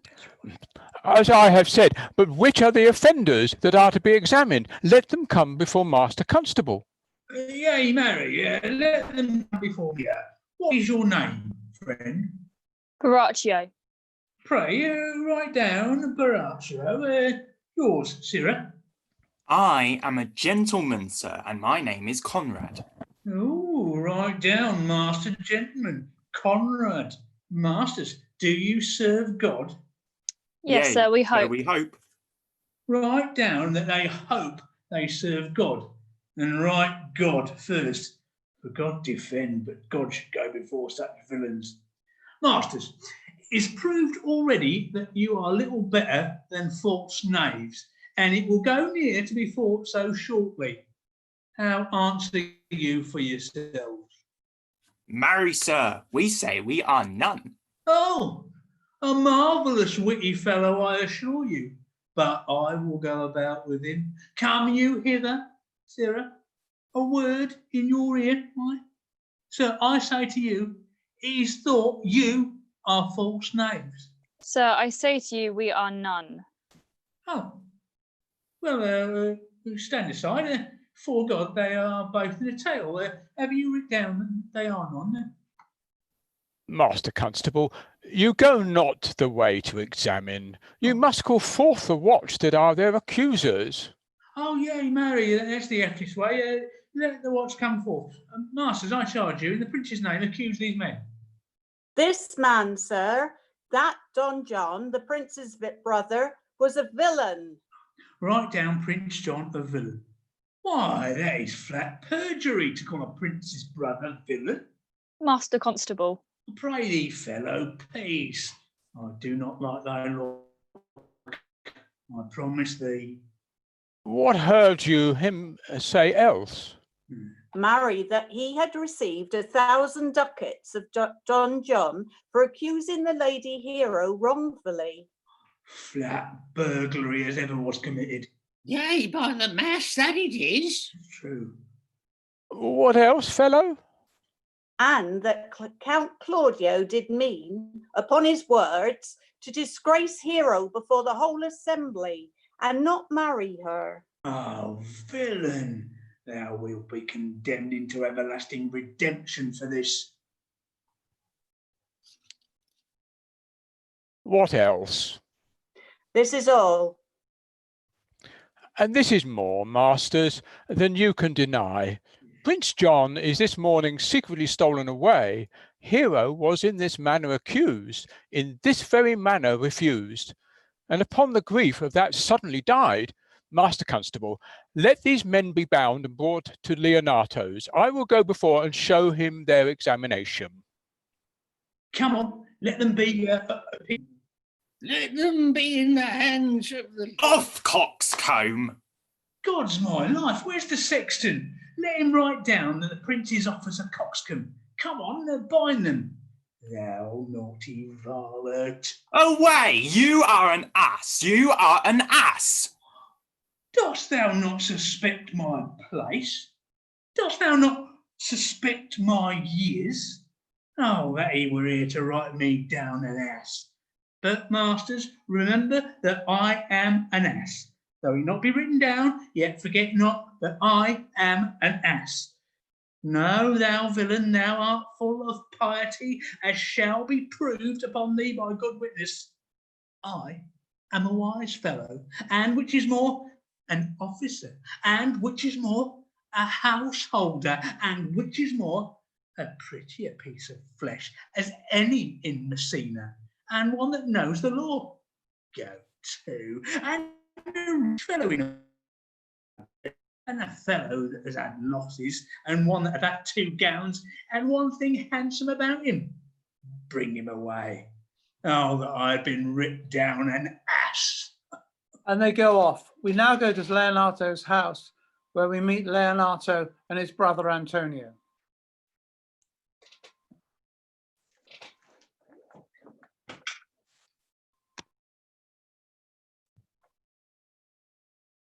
If you go on thus,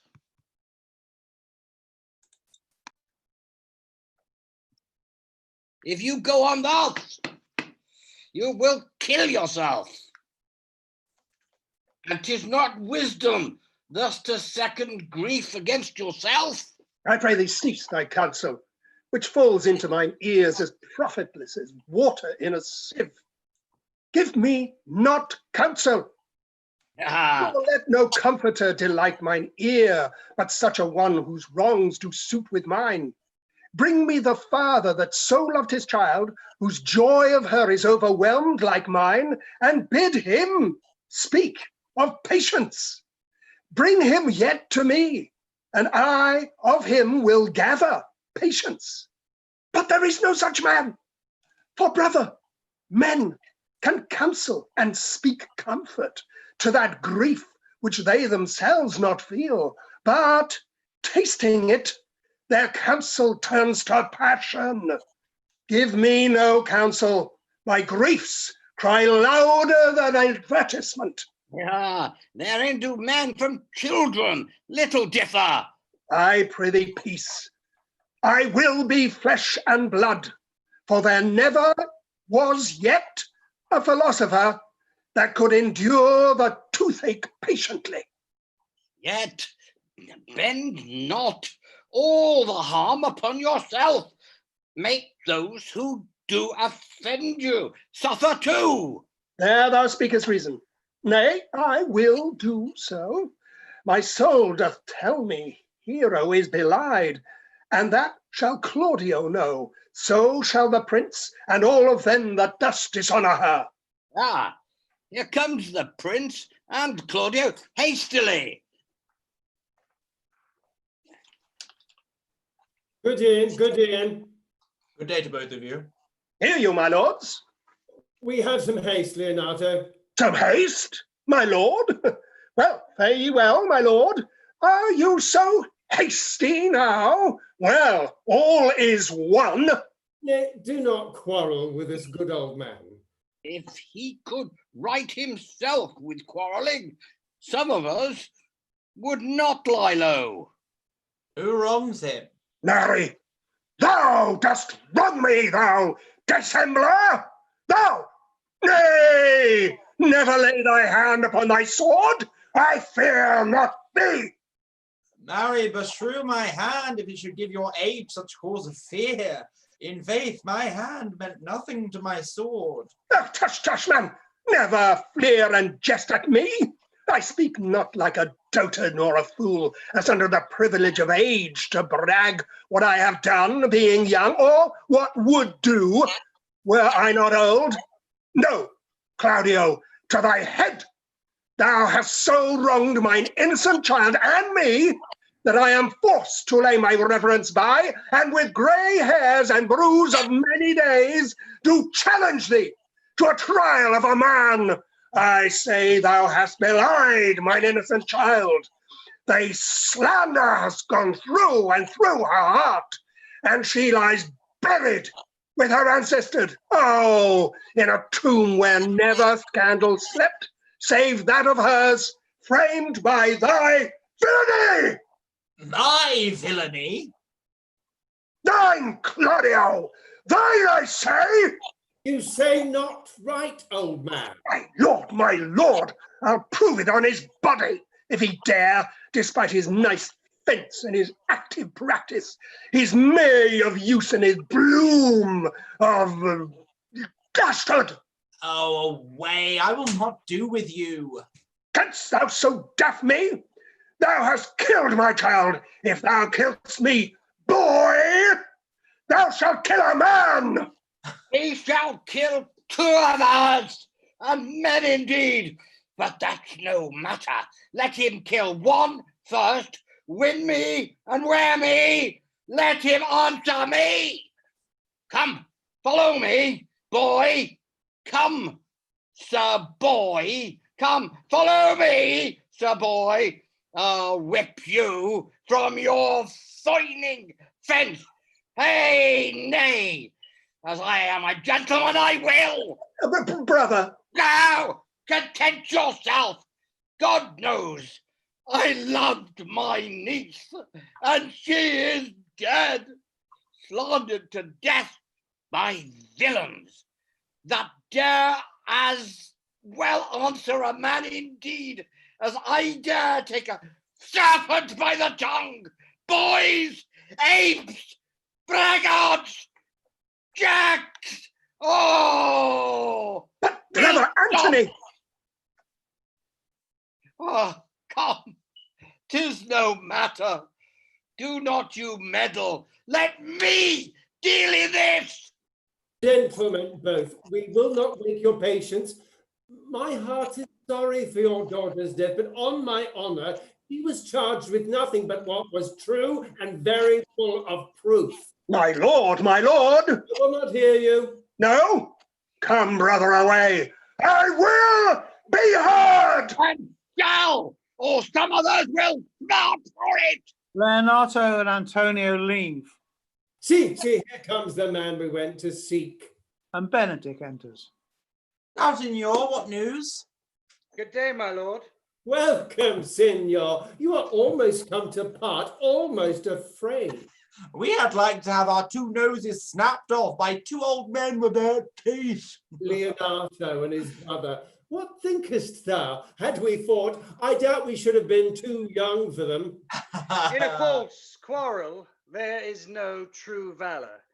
I came to seek you both. We have been up and down to seek thee, for we are high-proofed melancholy and would fain have it beaten away. Wilt thou use thy wit? It is in my scabbard. Shall I draw it? Dost thou wear thy wits by thy side? I will bid thee draw as we do the minstrels. Draw to pleasure us. As I am an honest man, he looks pale. Art thou sick or angry? What courage, man! What though care killed the cat, thou was metal enough to kill to care. Shall I speak a word in your ear? God bless me from a challenge. You are a villain. I jest not. I will make it good, how you dare, with what you dare, and when you dare. Do me right, or I will protest your cowardice. You have killed a sweet lady, and her death shall fall heavy on you. Let me hear from you. Well, I will meet you, so I may have good cheer. A feast! A feast! I' faith, I thank him. He hath bid me a calf's head and a capon, and which, if I do not carve most curiously, says my knife's naught. Shall I not find a woodcock too? Sir, your wit ambles well. It goes easily. Fare you well, boy. You know my mind. I will leave you now to your gossip-like humour. You break jests as braggarts do their blades, which, God be thanked, hurt not.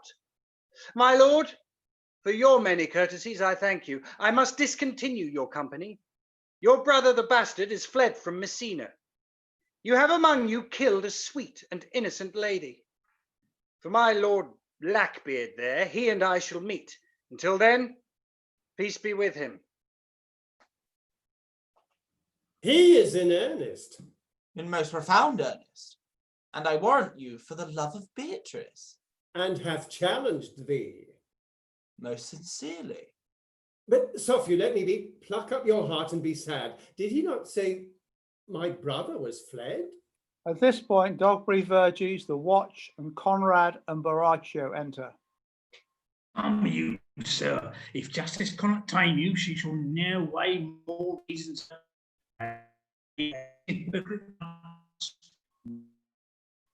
How now? Two of my brother's men bound? Baraccio one? Hearken after their offence, my lord.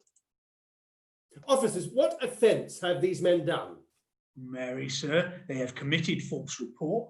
Moreover, they have spoken untruths. Secondarily, they are slanders. Sixth and lastly, they have belied a lady. Thirdly, they have verified unjust things. And to conclude, they are lying knaves. First, I ask thee what they have done. Thirdly, I ask thee what their offence. Sixth and lastly, why they are committed. And to conclude, what you lay to their charge. Rightly reasoned and in his own division. And by my troth, that's one meaning well suited. Who have you offended, masters, that you are thus bound to your answer? This learned constable is too cunning to be understood. What's your offence? Sweet prince, let me go no farther to mine answer. Do you hear me, and let this count kill me? I have deceived even your very eyes. What your wisdoms could not discover, these shallow fools have brought to light. who in the night overheard me confessing to this man how Don John, your brother, incensed me to slander the lady Hero, how you were brought into the orchard and saw me court Margaret in Hero's garments, how you disgraced her when you should marry her. My villainy then they have upon record, which I had rather seal with my death than repeat over to my shame.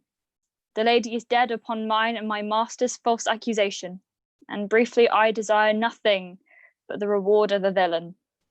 Runs not this speech like iron through your blood?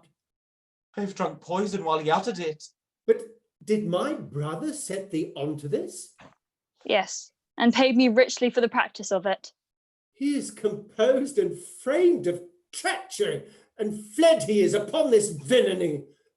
Sweet Hero, now I image doth appear in the rare semblance that I loved it first. Come, bring away the plaintiffs. By this time our section hath reformed Signor Leonato of the matter. And masters, do not forget to specify, when time and place will serve, that I am an ass. Here comes Master Signor Leonato and the sexton too. Oh. Which is the villain? Let me see his eyes, that when I note another man like him, I may avoid him. Which of these is he? If you would know your wronger, look at me. Art thou the slave that with thy breath hast killed mine innocent child? Yes, even I alone. No, not so, villain. Thou beliest thyself. Here stand a pair of honourable men. A third is fled that had a hand in it. I thank you, princes, for my daughter's death. Record it with your high and worthy deeds. 'Twas bravely done, if you bethink you of it. I know not how to pray your patience, yet I must speak. Choose your revenge yourself, impose me to what penance your invention can lay upon my sin. Yet sinned I not, but in mistaking. By my soul, nor I. And yet to satisfy this good old man, I would bend on any heavy weight that he'll enjoin me to. I cannot bid you. Bid my daughter live. That were impossible. But I pray you both, possess the people of Messina here how innocent she died. And if you love, can labour aught in sad invention, hang her an epitaph upon her tomb and sing it to her bones. Sing it tonight. Tomorrow morning, come you to my house. And since you could not be with me my son-in-law, be yet my nephew. And my brother hath a daughter almost the copy of my child that's dead, and she alone is heir to both of us.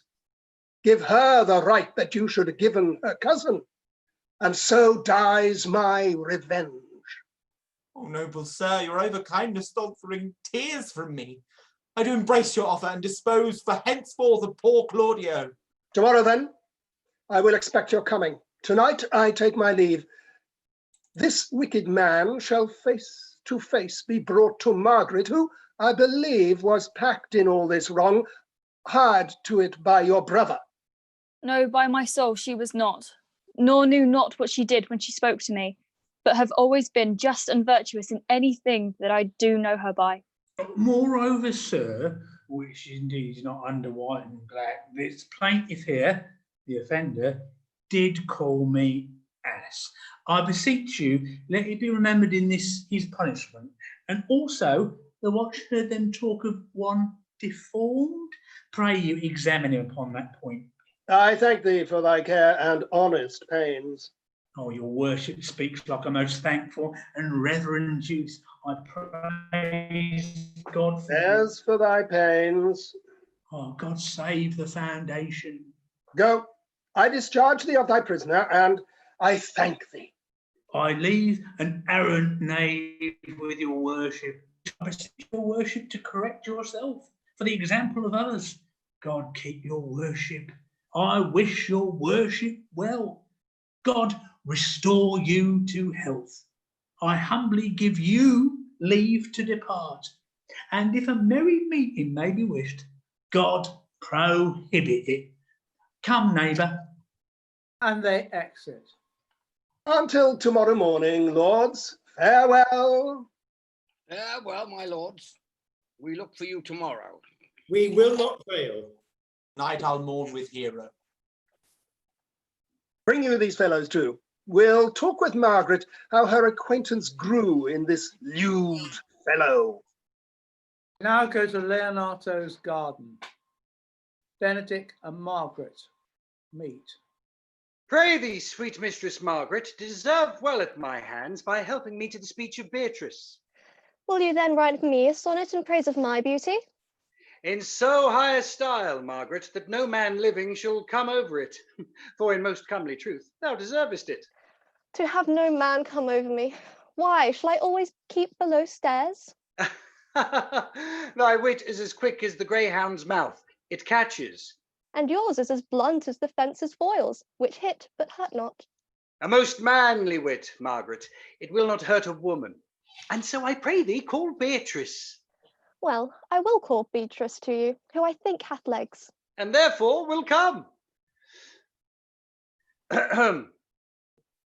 The God of love, yes, that sits above and knows me,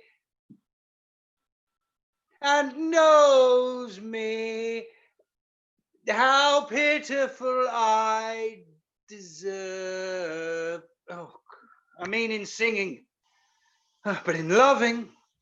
Leander, the good swimmer, Troilus, the first employer of panders, and a whole book full of these quondam carpetmongers whose names yet run smoothly in the even road of blank verse, why, they were never so truly turned over and over as my poor self in love. Oh, Mary, I cannot show it in rhyme.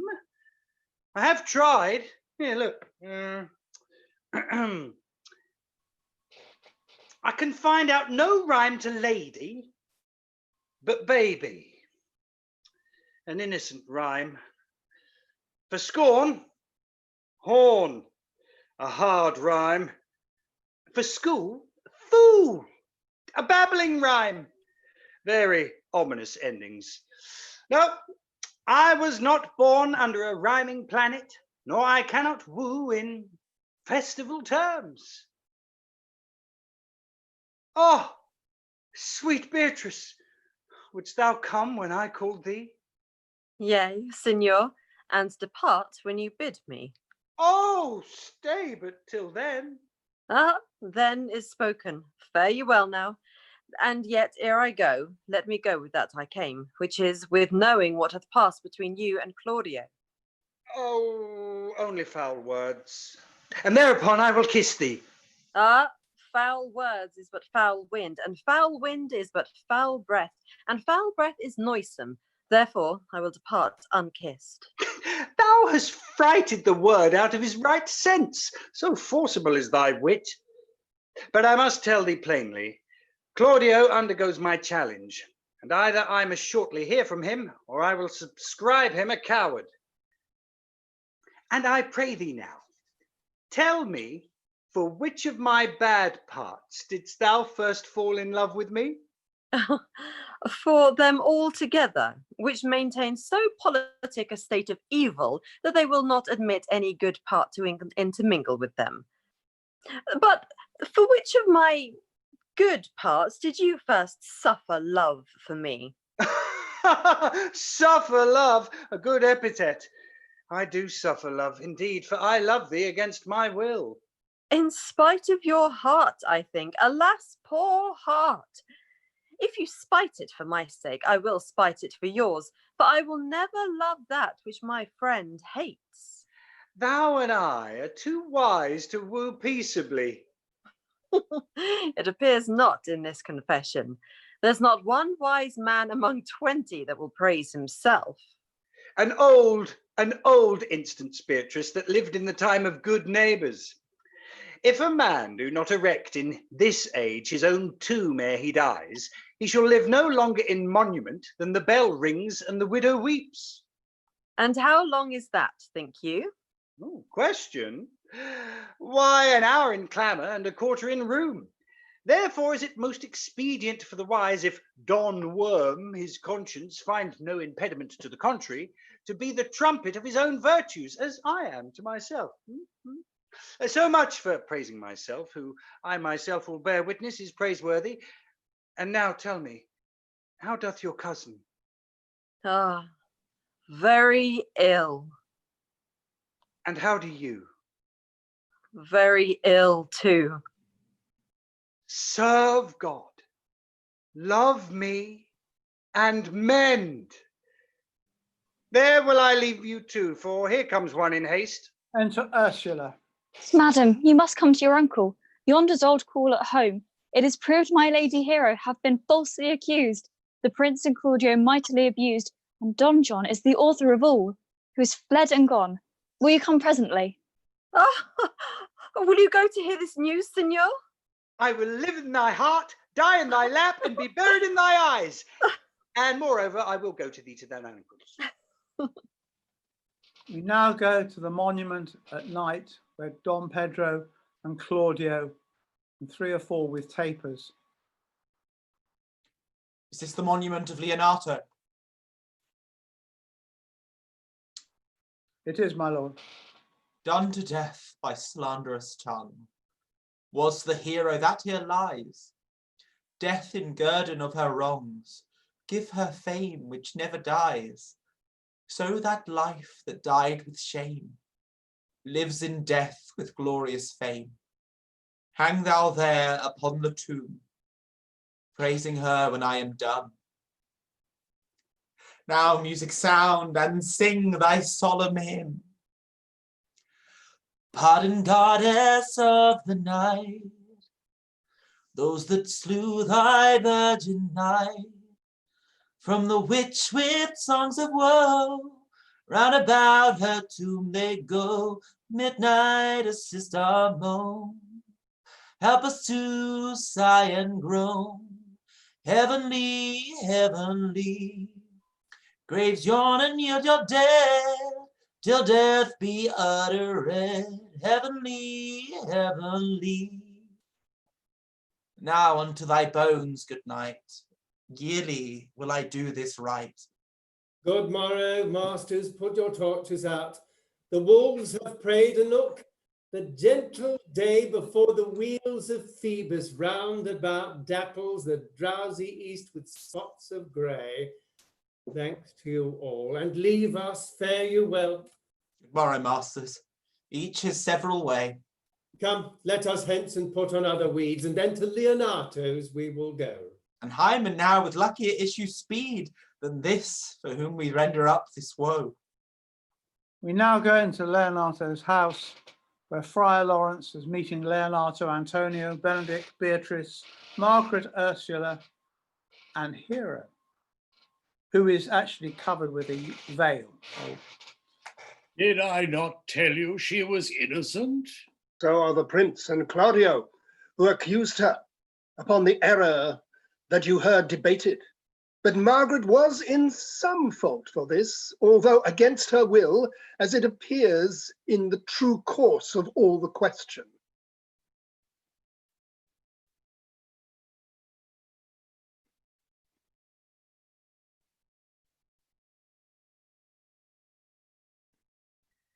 Antonio.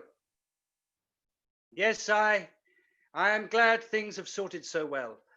Yes, for being else by faith enforced, I would have had to call young Claudio to a reckoning for it. Well, daughter, and you gentlewomen all, withdraw into a chamber by yourselves, and when I send for you, come hither masked. The prince and Claudio promised by this hour to visit me. You know your office, brother. You must be father to your brother's daughter and give her to young Claudio. Yes, which I will do with confirmed countenance. Friar, I must entreat your pains, I think. To do what, signor? To bind me or undo me, one of them. Signor Leonato, truth it is, good signor, your niece regards me with an eye of favour.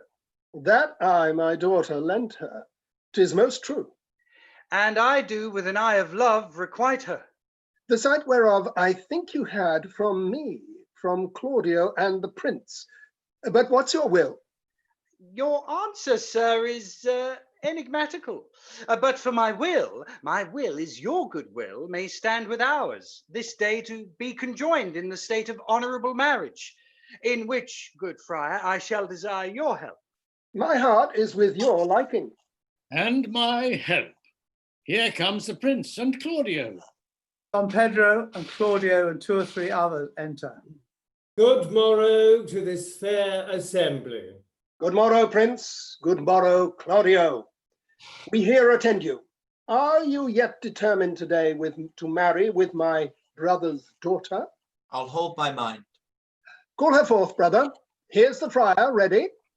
Antonio exits. He now enters with the ladies who are masked. Which is the lady I must seize upon? Same is she, and I do give you her. Why then, she's mine. Sweet, let me see your face. No, no, that shall not, until you take her hand before this friar and swear to marry her. Give me your hand. Before this holy friar, I am your husband, if you like of me. And when I lived, I was your other wife. And when you loved, you were my other husband. Another hero! Nothing certainer. One hero died defiled, but I do live. And surely as I live, I am a maid. The former hero that is dead. He died, my lord, but whiles her slander lived. All this amazement I can qualify, when after that the holy rites are ended, I'll tell you largely of fair hero's death.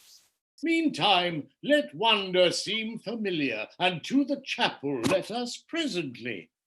Soft and fair, friar, which is Beatrice? How now? I answer to that name. What is your will? Do not you love me?